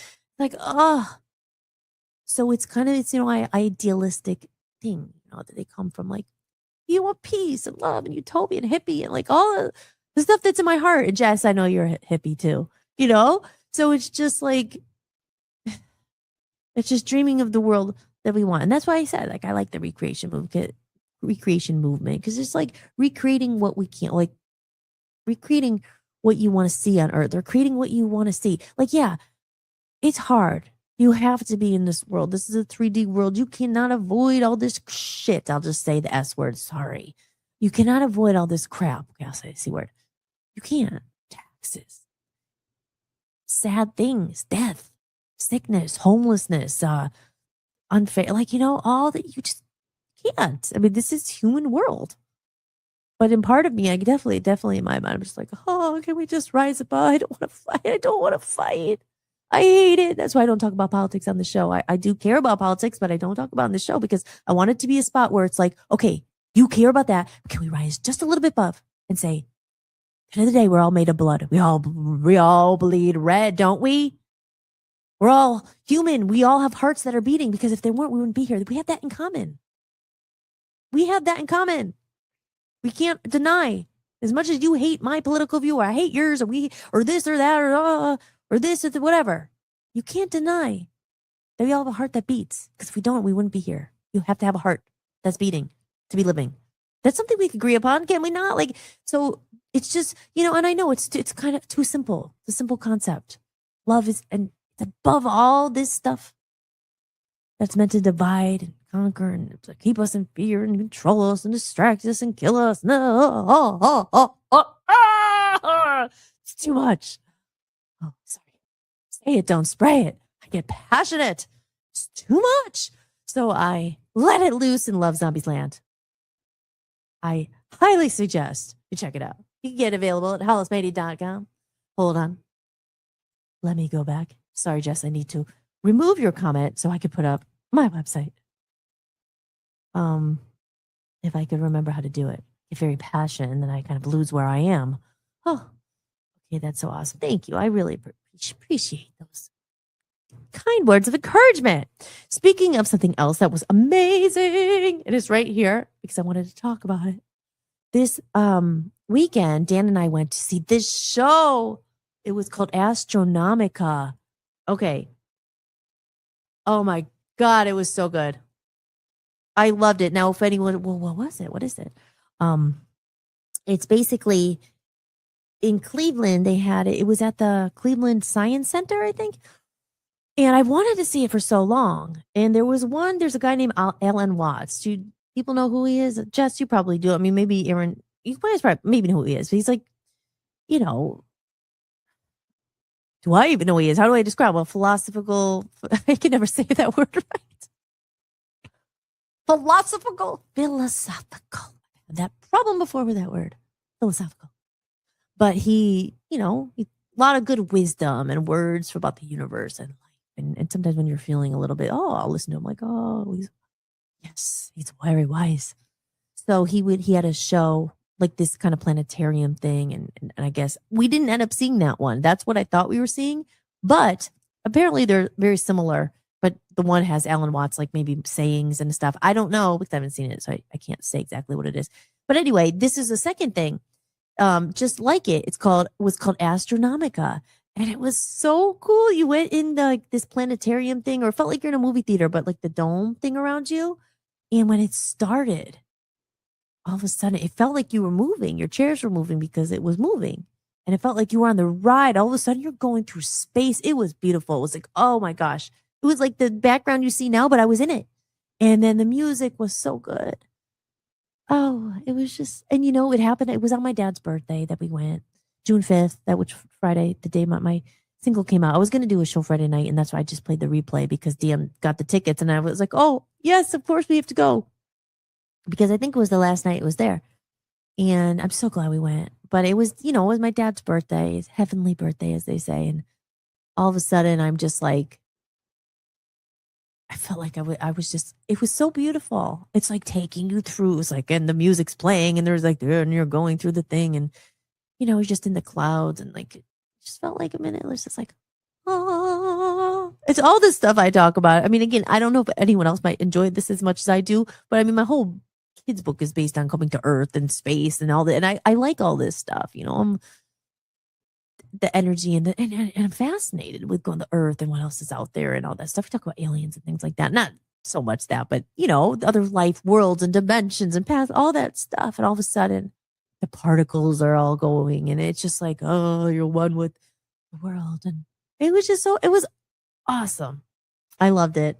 I loved it so much. I was actually crying. Okay, I'm a dork, but I couldn't help it. Like I said, it was my dad's birthday. It just felt all of a sudden you're kind of connected to it. You got out of your body and mind for a minute. It just was. It was beautiful. It was so good. And that's why I was like, this guy who created it, his name, we got this, James Hood, his name is. I think he was saying Cook, but his name is James Hood. Sit back, open your heart, and feel the universe. It was so good. And I guess normally you have to pay for these programs, but since it was the last show of the season, I think he has another one coming out. He's done like different ones. And he has another one called Beautifica or something. I don't know if that's coming or that already was, but like he's done different like versions of this. And so I got this free program. And normally I think you have to pay like, $20 or something extra for it. And it was really nice. It's like, you can't really see it, but oh, there we go. It just has these nice pictures and stuff. And also has the whole thing about the cast and the cast as far as the visual artists behind Astronomica. Like this stuff is just amazing. And there's the part like I've always will and always do. I love art, like creatives and artists, like they gave that experience to me. Their hard work, what they probably hours of creating this stuff. I have no idea how they did it. It's not, don't think it's AI. It was what it generated, not whatever, the graphics, and even if they did use AI, like I said, if that's something that is again, I don't know. I'm not saying they did. Probably not. But it's the other, the graphics and all that, like the movies and just some of the stuff you can do is amazing. And that's why I'm always so grateful to artists. Like they sacrifice and they dedicate their lives to give people like just me going, yeah, I had to pay for it, but it's worth it. But to give me that experience, I'll always remember that. It was better than any movie I've seen. It's better than a ride to me. Because it was a ride. It was amazing. So that's why I've always loved and stand like fight for artists and protect them and say, you know what? And even like I said, it's a very odd time living in the world. It's a very odd, and I've experienced it. I talk about it a lot because I'm living through it, being a person who did experience that old world and grieved it. And now it said, instead of living in the past, say, okay, let's embrace the future because you can't change it. Now you could resist it and say, oh, never. Like, yes, maybe you can. And maybe I'm wrong. Maybe there's a place for that. There'll be some resistant movement that just never touches a computer, never uses technology. Say, hey, if it could be that way, maybe that would be better. I don't know. But at the same time, I don't know. I don't want to say like, it's better or we're wise or dumb or not. At the point where it's like, okay, if you stay, you will get left behind or whatever. I mean, I'm not going to be like, oh, sitting in a recording studio, but like going in debt because I'm a real artist. It's like you have to adapt. You have to move on. You have to and use these tools. If they're going to make your life easier, if they're going to help you get that thing out that maybe you couldn't or never would have otherwise if you didn't have a little bit of help. Because like I said, for my own personal music, I have no need to use AI. You know what I mean? Like, I don't need to put music in and say, hey, AI, like sing a song in my voice. And because I'm a musician. But Thaddeus talked about the other day, oh, Genie for ideas. And I haven't experimented with it. So I really don't know. I mean, I just have never really had a need for it. When it comes to art, I don't draw. I could never have created these characters. Now, some may argue, well, hire an illustrator, hire someone. Well, I could have called this person I used to know and say, well, hey, I need like 50 pictures written. Well, how much is it going to cost? I would never expect it for free. But these days you don't make, like, it's this weird thing where it's like I said, they made it this way. So it's like, oh my God, it's changed. And so can I get mad down the day if people aren't paying for my music? No, I guess not. Because if I'm using art that I haven't paid for, I get, you know what I mean? It's just changing. So it's like almost like, I don't know. Would I rather, Chris and I had this conversation. Would I rather pay an artist? Yes. But at the same time, I don't know. Now these tools, like, so it's weird. It's just, it's like, you don't want to be a hypocrite. You don't want to, it's catch-22, or is that, I don't think that's the right word, but you don't, you're just trying to figure out. And I'm honest. I don't come on here and say I have the answers. And if you're not, you did this. Like, I just am learning as I go. As I said, I go back and forth. Part of me is like, oh, don't give away all your freaking music for free. It cost me all this money. But part of me is like, well, at least I got it out. I know if it was real, it's by me. But does anyone care anymore? Because they don't even know or notice if it's a real drum. Do they care? Some people still do. As I put my email out, people do care. But can you still be real with using these tools? And I think the answer is yes, I do. I think it's like, it'd be one thing if I said, ChatGPT, create a kid's book about love zombies and put nothing else in them and said, do it all for blah, blah, blah.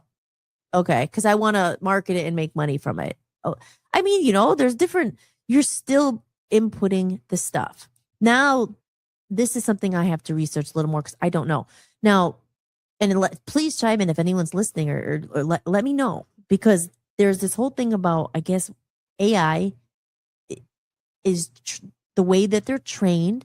They're taking, I read once that like what AI is in ChatGPT, it's like literally the whole internet of everything that ever was. I mean, like music, painting, and how they do all this is that they like pull from all that and make this stuff. So there's artists who are saying like they've stolen from artists without them knowing, without their consent, and that's how you're getting the stuff that they're using. I don't know. Is that, I have to, again, like I said, I don't want to be ignorant. I have to look and see if that's true, and it's just like, well, I don't know. Part of me is like, well, what's new? Artists has always been ripped off. I mean, it's just like, I've never gotten paid for my, besides the people who've freaking like bought it for the pledge all those years ago and stuff like here and there. I got ripped off by people. Managers didn't pay me. Like, I've gotten ripped off my whole life as an artist. So I'm almost like, people are like, yes, but they're stealing from, what's new? I mean, I know it's kind of like maybe a bad attitude. Like, well, you should, I have tried to stand up. I've tried to help probably more than a lot of people. Like, I'm always all about artist rights. When I talk about freaking Badfinger and people like treating artists like shit in the way that we have to go through all this stuff. Like, I'm not saying it's right, but I'm like, it's just a new way of ripping them off. Well, what, like, I don't know.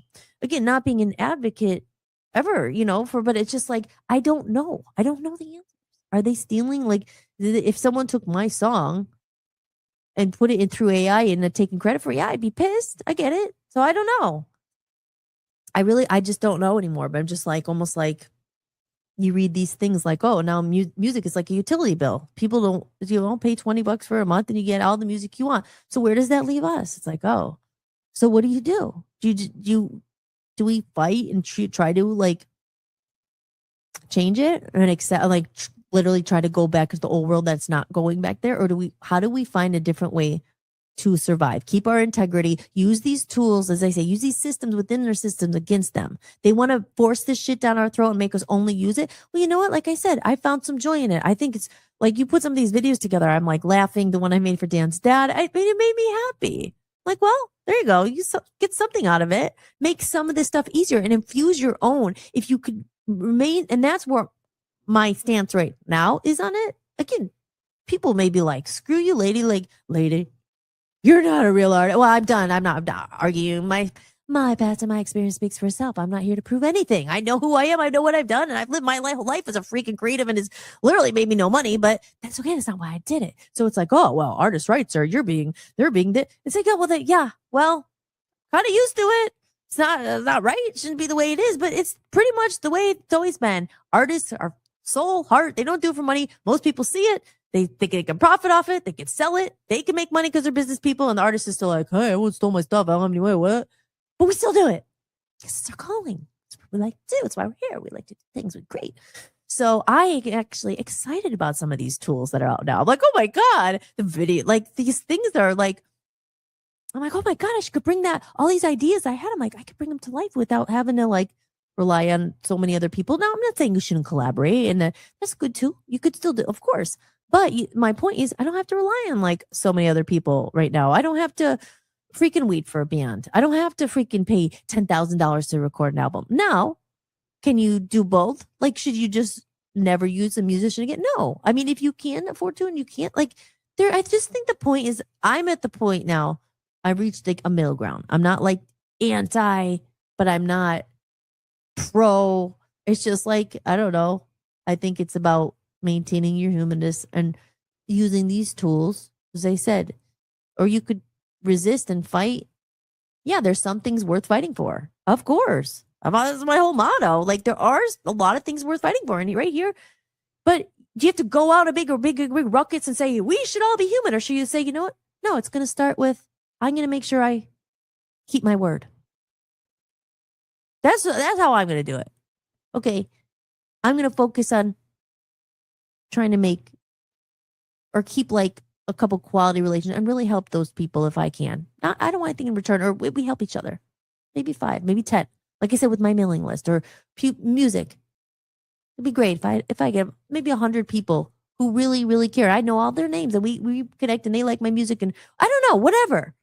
That's when I can have control over. I don't care. You know, I don't care about millions and billions of people, the views. I like, even with our radio station, I've talked about this before. It doesn't mean shit.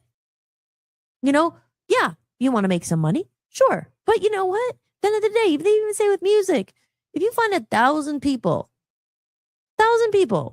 who over the course of the year, a year, spend $100 on you, it's $120,000. I mean, that's more than most people. I mean, you know what I'm saying? Like, if you found 100 people who are willing to say, you know what, I like what you do enough, I'm going to spend $10 a month on you. I'm not that great at math. What is that? $1,000. I mean, you know, again, it's not, but it's about these just making an impact more in people's lives, like, and you know, people appreciating you helping each other instead of this whole like, oh, I need 1 million streams on Spotify, the playlist, the thing. It's just like, screw it, you know? Aaron says, when I like a song, I still buy the album to become familiar with the artist or artists. Yeah. And buying albums, you know? So it's like, because like I said, I was always like, you know, like, wow, it took me like freaking 20 years to do this damn album. And literally, like, that's why it's called a comedy of errors. Part of it's just like, oh, Hollis. It's like a cosmic joke. You finally got it. And then you just get here. Nobody cares about albums anymore. Nobody buys them. I'm like, really? Oh, it's kind of like the joke. It's like, oh, you finally made it. But you're like, can't even walk anymore. It took that long. You know what I'm saying? So, but you know. Yeah. And so that's what I said. So I think it's like, yeah, keep producing and you'll find your niche. I think that's the thing too. It's just like, he said, actually looking at these tools and saying, how could I use these and still be creative? And like, well, actually more of an excited way instead of like, screw it, I'm never using it. Like, I don't know. The world is changing. Like, hey, I'm the first to say I wish we could go back to the way it was. I will. But the truth is, it's not going to go back to the way it was. We can resist it. But that's why these communities are cool, because you can have a get together and be like, no phones, let's listen to records. You know, we could have that with people. You could make that happen. But the world, as far as the world goes, it's going faster than ever. It's evolving. It's just like, okay, instead of like trying to change the whole world, say, you know what, let me recreate or create what's important to me. Like, let's create, foster those relationships. Maybe have books that, or whatever, music, like do, you know, still make an album, do these things. But that's where I'm kind of at. I don't know. I'm all over the place. Like I said, it's hard when there's no one else here. I'm just talking to myself and I'm wondering, am I making sense? There's 15 eyeballs there. So I will take this time to do a little short break and say, just in case, if you are enjoying the show, remember guys, here we go. Where is it? Hold on. That was supposed to be a smooth transition. Remember guys, are you enjoying the podcast? If you'd like to support what I'm building, you can buy me a coffee. Every bit of support helps me keep this podcast going and release my music independently. You can leave a one-time tip or become a member for a few dollars a month and unlock exclusive content and behind-the-scenes footage you won't find anywhere else. Just visit buymeacoffee.com/HollisMahady or scan the code you see on the screen. Download your free copy of the Reconnection Movement today. Just head over to my website, www.hollismahady.com. Go to the podcast sections, scroll to the bottom of the page, and enter your email to get your free copy instantly. Now more than ever, it's important that we reconnect and support real human creators and real people.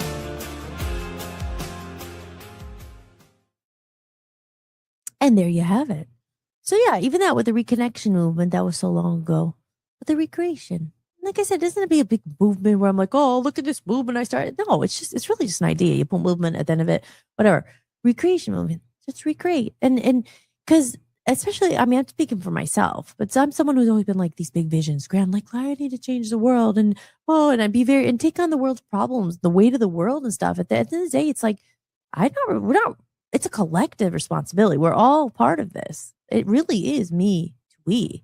I mean, and really, it's simple. I mean, start with yourself. Be the change you want to see in the world. Be the example.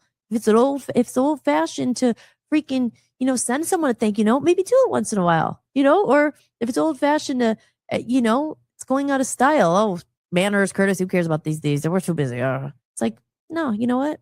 I'm going to say thank you. Thanks for inviting me on your podcast. I really appreciate it. When's your music coming out? I'm going to share that too.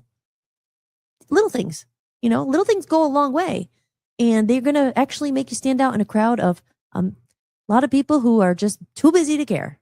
And, I don't know. Does that make sense? I don't know. Is that making sense? Tom says, I would absolutely love to have a party with no phones and throw on some records. Yay, Tom. Welcome. Welcome in, Tom. I'm glad you're here. Yes, seriously. We could do that. That could happen. Why not? It's just, what else would be something cool at a party? Like a old school party with no phones, put on some records, talk, play a game of charades, perhaps. No phones allowed, just things like that. And why not? Maybe it'll come back in style. But yes. So very exciting times. What anyone else? Anybody have any questions? Anybody have any comments? Anybody have any things? Tell me, Tom, how are you doing? A long time no see. You still got to come on the show. I got to get you on the show as a guest here one of these days. And Jess back. But Tom, you got to come on and tell us what you're doing. Tell us about your network. We are going to be transferring platforms. Hopefully we're still going to work together and collaborate or do something, but we are going to be switching platforms eventually. It's a big thing and blah, blah, blah. So that's kind of where it stands, but in the meantime, I've been focusing on a lot of other things, and we are still doing our show. I should play that Ocean to Ocean. It is coming. I know. Here I am, like, say you're going to do something. I do keep my word, but being a 1-person, 2-person team, it just takes time, and it always is longer than I expected to get there.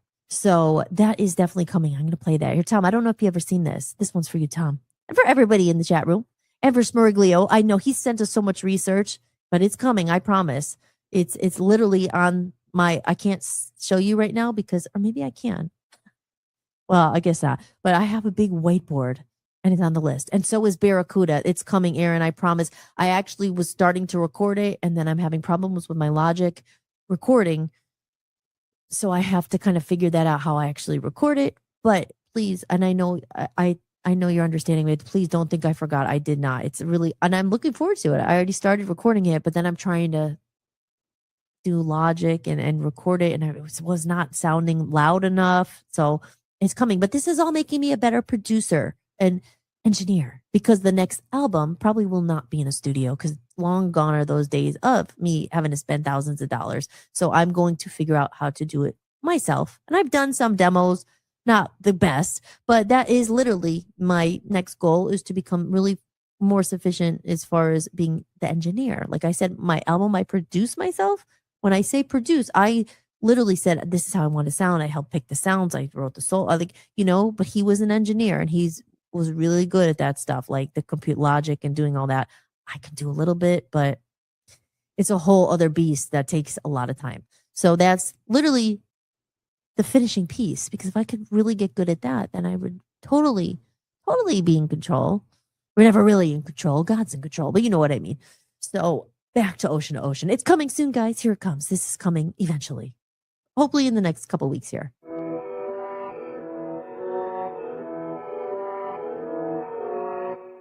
Ocean to Ocean is your late night portal into the unknown.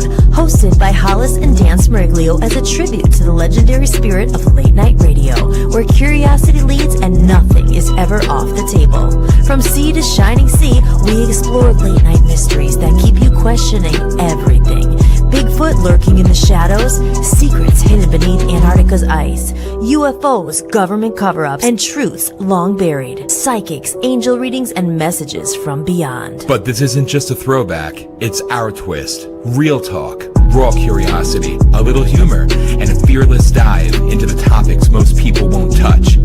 Some nights will make you think, some nights might give you chills, and some might just change the way you see the world. So tune in, stay curious, and keep your mind open, because from ocean to ocean, the conversation never sleeps. Found exclusively on the Voice of the People USA Radio and Television Network.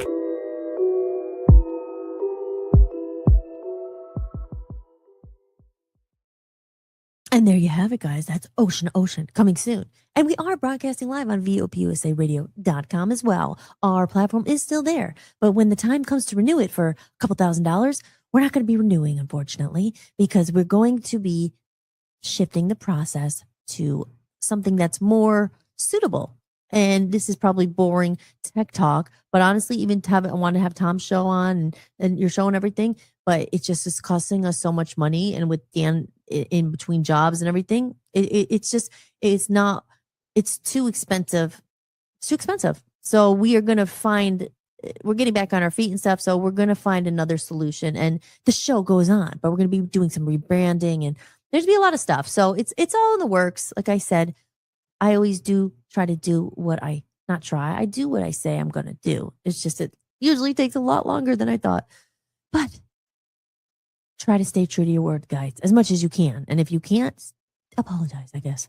But, and thank you, Aaron. Aaron says, take your time, enjoy the process. I know you understand, but I just don't want you to think like I forgot or anything, because it is on the to-do list. And I am enjoying the process. Every time I go and sing it, I'm like, yeah, back rock and roll again. It's very cool. It's very awesome. So I will. And it's going to make me a better producer, because I'm going to figure out how to do this stuff. And that's going to be a big win overall, because it's going to help me. I literally have a bunch of my stuff I brought back from the studio to set up here. I have my microphone. It's just, I also need another freaking computer. So Aaron, I'll ask you live on the air. Why not? If you remember, in the chat room, comment. Remember that little Mac Mini we got? I was thinking about selling that. Well, actually, I put it up on Marketplace. I'm going to sell it. But everybody's asking me, do you know what year it is? Do you have any idea? Do you remember? I guess I have to go. It's in the garage in a tote. I'm going to end up having to get something new. I just remember that we couldn't log into it or something, right? Because it was like, we didn't have the password. If you remember. Sorry, everyone. That's kind of boring, but hey.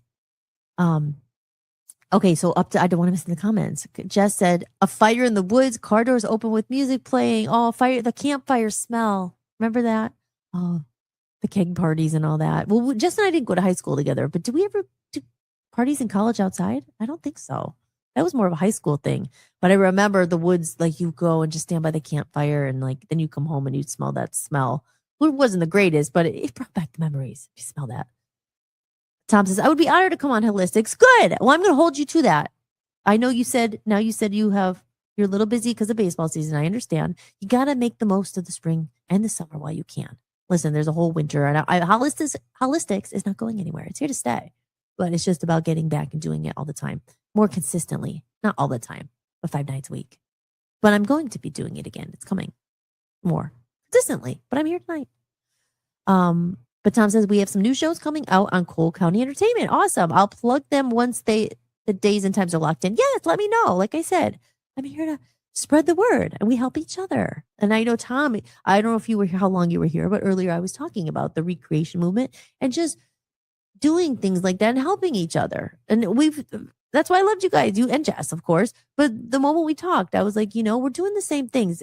Help each other. We live in such a world of ego, self-promotion, me, me, me, me, me, me. You could just come on here and just talk about your stuff, but you are invested in me too. You care about my show as well. And we help each other. Like in a world, that goes back to the title of my podcast tonight, the Recreation Series, episode 1.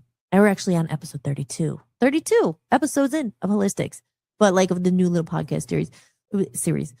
From me to we, in the age of self-promotion, like, does it have to be all about self? Because it's all, like, self is, of course we care about ourselves. Of course we have to survive. We have to take care of our own first, all that. But in the bigger grand scheme, I called the episode Me to We. Let's help each other. That is an old school thing. That used to be something in the day. Street teams have people, you didn't have to pay people to care. You didn't have to pay people to like you, to give you 2 seconds. But again, the world has changed. Is it people's fault? No. They're overwhelmed. Everybody, like, so many people are creators. There's not even audiences left. Oh, I want to build an audience. What about this one? It's just like everyone is a creator. But what are they creating what? Something from themselves or something to help others? I know Tom has really great shows. I haven't seen some of them in a while, but your men's mental health one, talk about issues that are like, they're connecting people. People, even if 10 people watch my show or not, or 3 people, or like, and it's helped someone or it made their night better, or like, that is meaningful to me. I'm happy. That's why I show up, and I will show up more when I can. But that's why I keep coming back, because I actually do like helping people. I want to connect people, and I want people to connect with me, and I want, I want. I never spell I want. But it's just like, that's the idea, guys. In a huge, huge world of everyone wants small audience and views, let's just like build something together. Does that make sense? Tom says, I love the ocean concept. Our tinfoil hat show will be coming out. Oh, yay. I remember you talked about that. Yes. That's what I wanted to know. Oh, good. Is that one of the ones you're just waiting on the date and time? Because I will come on there as well if you'll have me as a guest, or what's it called? Not a spectator. What's it called? When you're like, you're coming on and you're like giving your 2 cents. Oh, the peanut gallery. You're giving your 2 cents. And you could come on ocean. Me to we. Yes, that's a book. I did. Jess said I did. I don't think you attended. Was that an outside party? See, I don't really remember that in college, but I definitely remember in high school, because it was always like, oh, I mean, obviously we weren't 21 and we were drinking in the woods, which is no, but I mean, everyone knew it, and they would go and do their beer parties and all that stuff. And Tom says, yes, me to we. Yeah. I read that book a long time ago, and it was in LA, and I remember it was like 2011 or something, right? Same time, Source Field Investigations, which I've talked about, David Wilcox, God bless his soul. When I had my awakening and started reading all these books, and it was just about, it's a simple concept. It's just me. Yeah. You have to take care of yourself. You have to survive. You have to worry about feeding yourself and clothes first and home first and that stuff, or otherwise you will die, but you know what I mean? But beyond that, it's okay to like think of the bigger picture too. Like, not just me, not just my self-promotion, not just my thing. That's why I get annoyed with the radio station. I've seen the worst, the ugliest of people during this radio station. Not this show, but like Dan's show, having guests on. I did so much. That's why I'm like, screw that. I'm not doing that anymore. Did so much work having guests on. Do you think any of them ever shared our show? Think any of them ever bought something from us? Not that we sell anything. Do you think any of them ever bought us coffee? No. Did they come on and sell books? Yes. Me. It's ego. It's self-promotion. And I'm like, screw that. I'm not going to waste my time on people who don't value me. Again, I'm not looking for financial rewards back, or everyone go buy me a coffee. You don't have to do that. If you can, thank you. I appreciate it. Great. I'll take it. Thank you. Appreciate it. If you can't, I understand. I'm not like, oh, you watch my show, you should be buying me something. It's okay. But what can you contribute else? Can you comment? Even just commenting, being here, it's nice. Contribute something. Hey, I'm a musician. Can you share my stuff? I'm trying to get my music out there. Would you mind sharing it? I don't know. It's just like, not just, it's just give and take, you know? It's like, and then it's like, oh, do you just do things so someone will give something back to you? No. But at the same time, it's just called like, you just want someone to actually like maybe care about you a little bit or say, hey, oh, yeah. Like Tom, I understand totally how much time it takes for you to make those things. Like those things when I said promotion, set up the studios. Why? Because I empathize. I've been there. I know how it is. So I hats off to you, kid. I get it. You know, so I really do I empathize. I mean, again, not everyone does because they have no idea how much it takes to actually set up a show like this, for it to sound good, for it to look decent. You know, people, and I hear people like, oh, I'll come on your podcast, but I'm busy starting my own. Well, have fun. Good, you know, have fun. Because it's not all it's cracked up to be, but they don't, instead of saying, you know what, you said, well, thanks for having me on, thank you. You know, or it's just like, now I'm borderline sounding bitter, but it's just like, you know, everyone's, oh no, well, I'm going to start my podcast. I'm going to start my podcast. I've been through this. Dan could talk about it till the cows come home. Oh, I'm just going to go start my own radio network. Have fun. Good luck. I don't suggest it unless you really want to, or if you have help or a lot of money, because it's not easy. It is not easy to do podcasts, and people just think, oh, I'll just show up. Who go? It's like, try it. Again, that's why I have empathy. Of course, maybe like, you know, there's obviously other, like, I know this personally because I've lived in Bennett. There's other things I don't obviously have to experience. Like if someone was like, oh my gosh, it's so hard to be like a cook. Why don't you understand? My head's on fire because it's so hot in this kitchen. And I'm just like, oh, thanks for the, you know, so it's just like, it's empathy, but just having empathy in general thing, you know, we're all trying, we're all working hard, you know, sometimes just take that moment to say, hey, good job. Thanks for what you do. Even though maybe I am not a cook. I don't understand it. I just use that example, but I'm not really a good cook at all. I'm okay. I can make salads. Good thing Dan is. But that's just like, you know, a bad example. You know, a doctor or a nurse, oh my gosh, like they have a really, really hard job. I've never done it, but I empathize. Not because I've done it. I see what they do, you know, and I'm sure the BS that they have to deal with. So, you know, just have empathy for people. That's a big one. I think that's a very important one. That's one that should not go out of style, but I think does in the busy, busy, busy world. So busy that you don't even empathize with the creator, that it takes so long to do all this and no one ever buys anything or pays or even says thank you. Not you guys. You know what I mean? I'm just, but you know, when I see someone really working hard or an independent music put something out, I said, wow, that must take a lot of time. Like, you know, even some guy today, I saw his videos and I was watching them for a while and I really liked them. And I don't really do this, but like I'm saying, oh, I want someone to maybe subscribe to me or buy something. Because you know what? He could subscribe to his thing for $1.99 a month. And I liked what he was doing. He just seemed genuine, like just like really trying. And I liked what so I just subscribed for $2. And then I went on his forum. He had like thousands and thousands of views and people. And then I went into his little private forum and there was 5 other people who supported him. So you know what I mean? So this whole numbers things, at the end of the day, it doesn't really matter. Like there's, you know, it's not enough people that actually say, hold on, maybe I should support that person. I really like them. Again, I did it. If it was $20 a month, I would be like, I don't know, I can really support it. $2, okay. Hey, why not? You know, again, will I do it forever? I don't know. But the point is, you have to, you know, karma too. Like you want something back, like be the change you want to see in the world. And it doesn't always work like that though, obviously.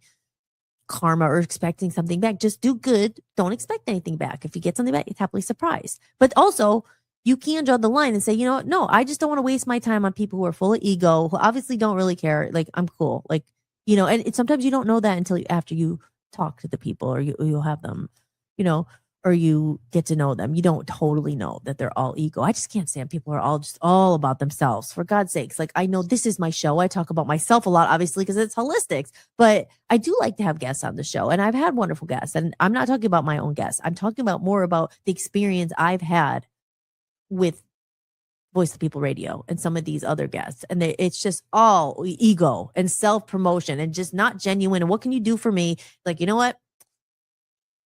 I won't curse, but that's my point. And even with guests on here, it's like, you know what? If you want to be on the show, I would love to have you, you know, but tell me, why do you want to be on the show? Have you watched it more than once. You only watched it when you were on it and then never watched it again, never supported, never shared anything. You never like at this point, it's like, you know what? If you want to be on the show, cool. Do you connect with the recreation movement? Do you connect with what I'm saying? Do you know anything about me? Have you watched the show for more than 3 minutes? Or are you just looking for, okay, maybe I'll get 3 people who are who maybe I'll get some of her fans to like, you know, follow me, you know, because it's just like, well, yeah, you get to the point where it's just like, you know, again, is that my ego? Oh, why do you want to be on my show? I mean, how great I am. No, it's just like, but why do you? Because I want to connect with people who are kind of on the same wavelength here. You know, that's why I like to have the people I've had. And like I said, I was not talking about my own guests, but I've seen that pattern before, and you're not going to fall into that trap. It's like, you know what I'm saying? So with that said, I'm going to play a little clip. I don't know which one I'm going to play yet, but I'm going to look. Oh, should we play a little TJ Friday? Because I have to take a tinkle. And this one's, okay, so we'll do a TJ Friday probably this Friday. I haven't done one last Friday, but we'll do one Friday. And let me see if I could tinkle that fast. I have 1 minute and 20 seconds. Okay, here we go. Ready, guys? TGI Fridays. It's coming on Friday. Here we go. You know those childhood memories that just stick with you? Those were the days. Take me back to the good times glow, when the world slowed down and the TVs glowed. From Mario jumps to TGIF nights, everything felt just right. If you remember, this is your song. Where you came from still lives on. Kick back, relax, stay a while. Voice of the people, USA makes it feel worthwhile. Grew up halfway between two worlds, mixtapes and modems, boys and girls. We saw the change, we felt the shift, but those memories remain a gift. So if you miss when life felt real and laughter echoed through the reel, this night's for you, come take your seat. We're past and present. Little TGI Friday here. Got any cheese? Every Friday we get to go and pick out a video. We don't record over this one. If I remember this. Welcome. Be kind, rewind. TGIF Friday Throwback on Hollistics, bringing back the good times every Friday night at 7 p.m. Eastern Time across social media and Voice of the People USA Radio and TV network. Oh, I did it. There we go. That would be another thing. I don't know, Jess, if you're still watching, or Tom. You could bring Nintendos to the party. That would be kind of cool. Play the Oregon Trail. I don't know how we would get that. I'm sure it's somewhere. I don't know if it'd be the same version. We wouldn't have those same computers, but we could recreate it. There you go, recreate it. Let's go back into the comments here. Aw. Aw. Oh, I forgot. I meant to grab my book to show you guys, the Me to We. We'd love to have you on as guest. Oh, well, thank you. I will accept the offer. Thank you. I've always said this. You'll never take away from your shine by lifting others up and promoting others. It's true. Absolutely. There's enough room on the airways for everyone. We love VOP USA over here at Cole County Entertainment. And likewise, thank you. It's same thing here. That's why I know life gets hectic and you are a big baseball coach doing your thing. So I get it. Don't worry. But we will connect and we will pick up where we left off or start something or, or help each other, And Jess says, I really want to hear you do Barracuda. I did on my Buy Me a Coffee. Maybe I could get the clip and play it here, but I was practicing it. It sounded pretty good. My not dilemma. My next thing now though is actually recording it, like an MP3 of it through, because I did it live and that took a while trying to figure out, like I had to connect the Rodecaster to the phone to this, and it actually sounds cool live. But then it's using the Logic and setting up my microphone here with the interface, the DAW, if you will. I still forget what that stands for. It's Digital Audio Workspace or something like that. But like Pro Tools, all that, and getting it. And I did do that before, but it's all been disconnected, so I have to just get that back. But yes. And Tom says, absolutely. Hell yeah. So good. See, coming on Hollistics or being Hollistics or doing Hollistics makes me feel better. So I started off the episode a little bit of a conundrum about my hairdo because like I said, and you guys probably not here for that, but I went to the hair salon today. I spent a lot of money. I said, I want to be blonde. I want to be blonde again. And they did not do the blonde here, but she was nice enough because she saw my disappointment. I was like, at the end, I was like, it's not blonde. So I'm going back tomorrow and they're putting my highlights in the mids and the ends. So yes. So it's a work in progress, the hair, but I like light and I like it to be, I want to be bright. I like blonde.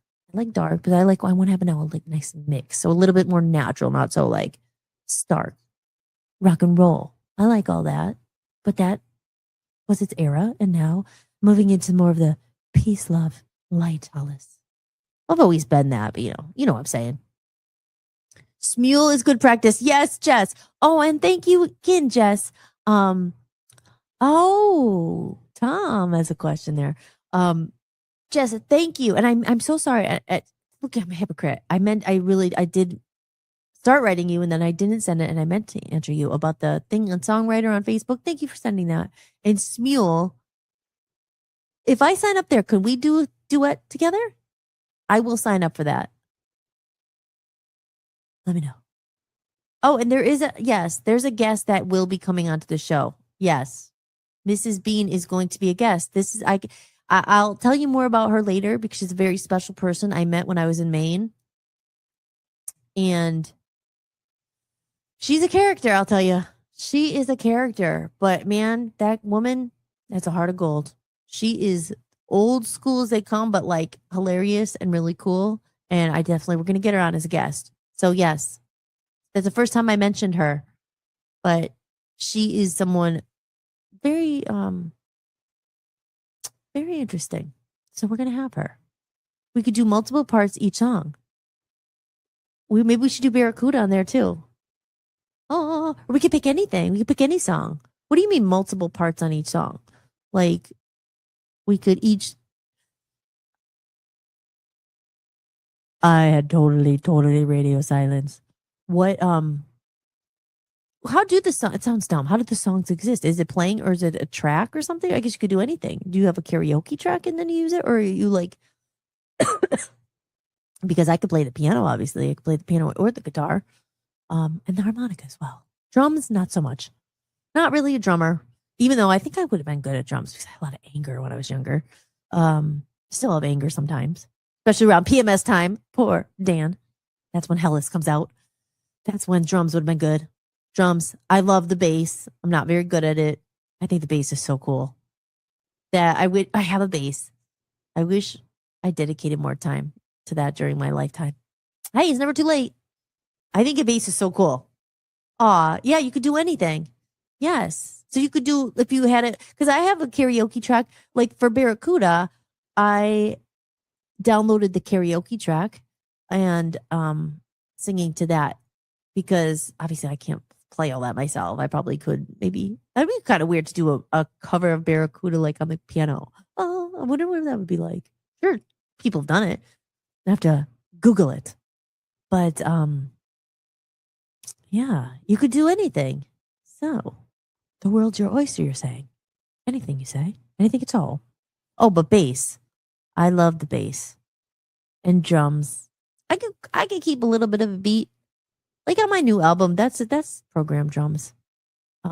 Real guitars, real bass for some of it. Some of the bass I played on the keyboard. I mean, keyboard's my main kind of instrument. And keyboard, I mean, that's cool because you could do drums on a piano as well, like MIDI and like doing all that.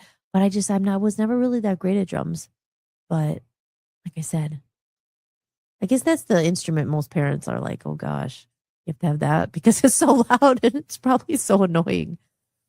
But then they have the electronic drum pads where it's like, and Aaron used to have one of those. Aaron, do you play it now if you're still there? Aaron loaned it to us and then we moved. He took it back, but that was really cool. I played that. That would be good because you had your headphones. So yeah, but bass is just a cool instrument. And I think it was also because, and the only reason I really ever got a bass and started like toying around with it because I was so annoyed with like my bandmates. We could never find a freaking bass player. I was like, at this rate, I'll learn to play the damn bass myself by the time we find one. Because they that's the least For me, that's the least. There was less bass players around, or maybe because everyone needed one. And then second was drummers. Guitar players were always easy to find. There's a lot of guitar players, a lot of singers. Always it was just bass and drums. And again, I think the bass player is always the hardest because a lot of times you want both of them together because they have to. It's a rhythm section. You gotta lock it in. You gotta have a good rhythm section, or your band's gonna suck. So that was hard. That was always hard. Oh, and then so that was, but there's the joys of it too. I mean, there's nothing like playing with the live band, which could happen again someday. I think it will. It definitely will. But in the meantime, I could go and do my own thing, and it sounds like a band, and I don't have to wait for a band. I wasn't able to do that a long time ago, but I could do that now. So you can do anything. I'm in a ton of groups. You can record a cappella or with background music open as a group, and you can do 10 parts if you want to. That's cool. I really do have to look into it because when I see it, I'll understand it. Yeah. Okay, good. Look I have someone leading the way. I'll show you. Good. Teach me. Bass is my favorite instrument in a band. My dad plays and my son plays. Aw. Do you play? Jess, do you play guitar or bass or drums or anything? I'm sure you probably do. But yeah, because I play guitar, again, I'm not very good at the guitar. I mean, I'm okay. I could play chords. I could accompany myself, but I never, really got into guitar solos or anything like that. Just, I don't know why. I don't know. Why do we pick the things we think? Why do we pick the things we think? Why do we pick the things that we pick? Like I said, someone was out of necessity. It's just like guitar. It was a lot easier to carry around a guitar than a piano. So it's like, okay, well, I better learn to accompany myself on the guitar. But I never really, somehow I play with other guitar players who do the solos and stuff. I just didn't. I guess it's more like what you really want to do. I never really had the urge to learn all these guitar solos. Do I wish I was better? Of course, but I mean that's on me. I didn't really pursue it that much. I kind of just learned what I learned and never really expanded on it. But bass is cool because I think, you could always probably get a freaking gig in a band if you're a bass player because they're always needed. Not as easy, but like singers, not so much. Guitar players, I mean, good ones, yeah. But could it be a cool chick bass player? I think that's pretty cool. Yeah, guitar. Okay, you play guitar. Yep, I'm not a soloist, rhythm only. Yeah, that's how I am too. Yeah, I could play rhythm enough, but yeah, I played it the other night in the studio. That was fun. I plugged it in and tuned it up. Yeah, and I was playing some of my songs on the guitar. I do have an electric guitar, so I could plug that in and play it. But yeah. Yeah. So guys, anything else? So this was we're at the top of the hour now here on Hollistics. I am your host, Hollis-tics. In case you didn't know, in case you just tuned in case you're still here, in case you're new, my name's Hollis-tics. This is Hollistics, and I am here weeknights, usually at 7 p.m. Eastern time. If I'm not live, I'll be playing a replay and more episodes to come. But yeah, this was just like my first little episode talking about, I think we covered that covered that about me to we. I think I went on about it, me to we, and how self-promotion is necessary in this day and age. But does it mean that we should only talk about ourselves, or should we care about our guests as well and ask other people questions like how they're doing too? I think that's important. To invest in other people as much as you want them to invest in you and do an equal share. So that's me to we. But yes. So with that said, guys, I think as we near the top of the hour, I am going to be ending the podcast for the evening. And I am hoping, tomorrow is Wednesday, and I was actually going to go to the studio tomorrow night because they're doing this sing-along thing. And I wanted to go to it. And now that I am going unexpectedly to do my hair at 3:30. I don't know how long that's going to take, and hopefully she'll make it more blonde, as she knows my look of disappointment today. And she said, "Oh, come in tomorrow." And she's like, "I won't charge you anymore. You just said, oh, we'll put some more blonde in there." I was like, "Okay, good. I already paid a freaking ton, and it's still brown." So, so I don't think I'll be doing that. So I don't know. Perhaps tomorrow, but if not, tomorrow is Wednesday. I'll definitely be here Friday for TGIF Friday. And possibly Thursday, but most likely not tomorrow for live. I will play a replay, but I'll be here Friday. I think TGI Fridays. And thank you, Tom. Tom says, great show, Hollis. And Tom, anytime you want to come on, if you want to we wait till after baseball season or whatever, but you just let me know. There's always time for you. But if you tell me a couple days before, we could put it, promote it a bit. And we'll tell everyone to come. And you know how it is, Tom. You understand. You have to make these Facebook events. Then you have to, maybe you have a better way. Invite one person at a time. But sometimes it lets you invite 100. Sometimes it lets you invite 500, but never lets you invite like all your friends, because you have to like literally invite them and do all. There's a lot. So you let me know. Thank you. Thank you, Aaron. Aaron says, great show, Hollis. It was so much fun. Yes, thank you. Maybe a TGIF show. Yes, you definitely should. Listen, we won't make plans, but if you're around Friday and you pop in, and you know how to pop on the screen, we'll get you up and we'll have some fun. If not, we won't mark it in the stand, a line in the sand. No, that doesn't make sense. We won't like mark it just in case. But, play it just more like wing it. If you're here and you want to come on, just anytime. Would be glad to have you. And we can talk about any cheese. Any cheese? Got any cheese? Okay. What else? What else do we say? That's it. Curly Sue, Smurglio, Curly Sue. But thank you. Thank you again, Aaron. Aaron, great show. It's always so much fun. I had a good time, guys. It's good. Sometimes it's like when I don't do it every night and then I've been away for a couple of days and come back, it's like I have so much more to say and catch up on. But it's always good to come and connect. So thank you guys, everybody, so much for being here. Thank you guys for chatting. Jessica, Tom, Aaron, Timothy was in here early. Of course, James, Tim, Joe was in here earlier. I don't know if he's still here. VOP USA Radio. All of you guys, Pothead, whoever that was, said I use ChatGPT more than Google. That's what they said, and they didn't say much more. But thank you for your comment, Pothead. So I don't feel so crazy for always using ChatGPT. And everyone else, thank you so much for being here. I hope you guys all have a wonderful night. And remember, you're never alone. I am Hollis Mahady. I am here. We are reconnecting. We are recreating what matters. So if you're trying something artistic thing or something, that's hard, or you had a bad day, I hope we helped. I hope I helped a little bit. Maybe just knowing that you're not alone. We're all here playing this game we call life. And by the way, Love Zombies Land is now available, guys, on my website. The digital book is there if you want to go read it, hollismahady.com. And this is my so excited. This is not for resale. This is my proof. It's an actual book. And I'm so excited about it. But if you don't want to wait and you're curious about the story, it's now up on my website only. It's the only place it is, hollismahady.com, Love Zombies Land. And it comes with the bonus soundtrack and bonus content. All in the book. You just have to download it, and there's a QR code there. So it is up there on my website now. Love Zombies Land. Lolly, the Love Zombie. All right, guys. Thank you so much for being here. I hope you guys I hope you guys all have a wonderful night. And yeah, I think that's it. So I'm going to go over to my media assets. I'm going to get ready to end this stream. And I will see you guys all again soon. I'm Hollis Mahady, and you have been watching Hollistics. I'll see you next time, guys. Have a great night. Bye. Oh.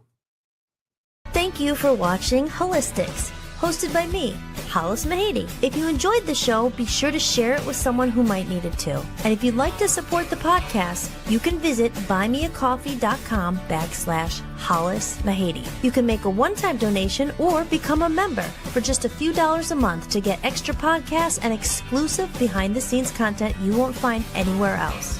Or simply scan the code on the screen. Your support truly means the world to me and helps me continue creating independent content for you. If you like the music featured in this show, I license it through Epidemic Sound. You can head over to hollismahady.com, click on the podcast page, and use my link for a free trial. And don't forget to check out VOPUSARadio.com, where I host my music channel and am building a growing community of independent musicians. If you're interested in joining the network, just click Join Network and submit an application. Until next time, remember that you are loved and never alone. From human to human, big hugs. Thank you for being here, and I'll see you next time. Enjoy the outro video. I love this song. Lights shining from the window late at night. watching someone else's life go by, wishing it was mine. Dreams, everybody has them at the start. Somewhere along the way they fall apart, and it makes it kinda hard to look up at the lights. When the lights go out, everything is clearer. When the lights go out, I can finally see what it's all about. Standing in the mirror, when the lights go out, it's you looking back at me.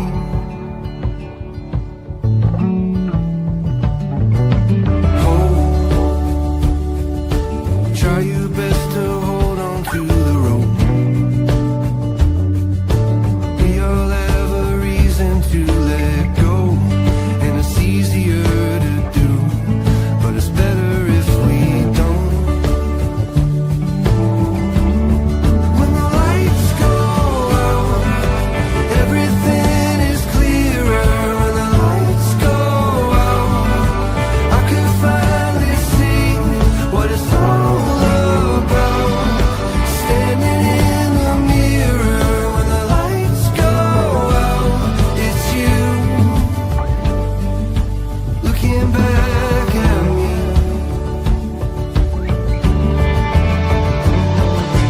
When you wish upon a star just to find out it's a plane, and when you think you've come so far, but you're standing still again, and you finally understand. When the lights go out, everything is clear. When the lights go out, I could finally see. When the lights go out, everything is clearer. When the lights go out, I could finally see what it's all about. Standing in the mirror, when the lights go out, it's you looking back at me.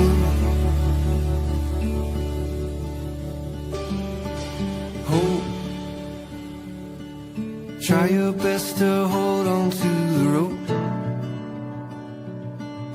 We all have a reason to let go, and it's easier to do, but it's better if we don't.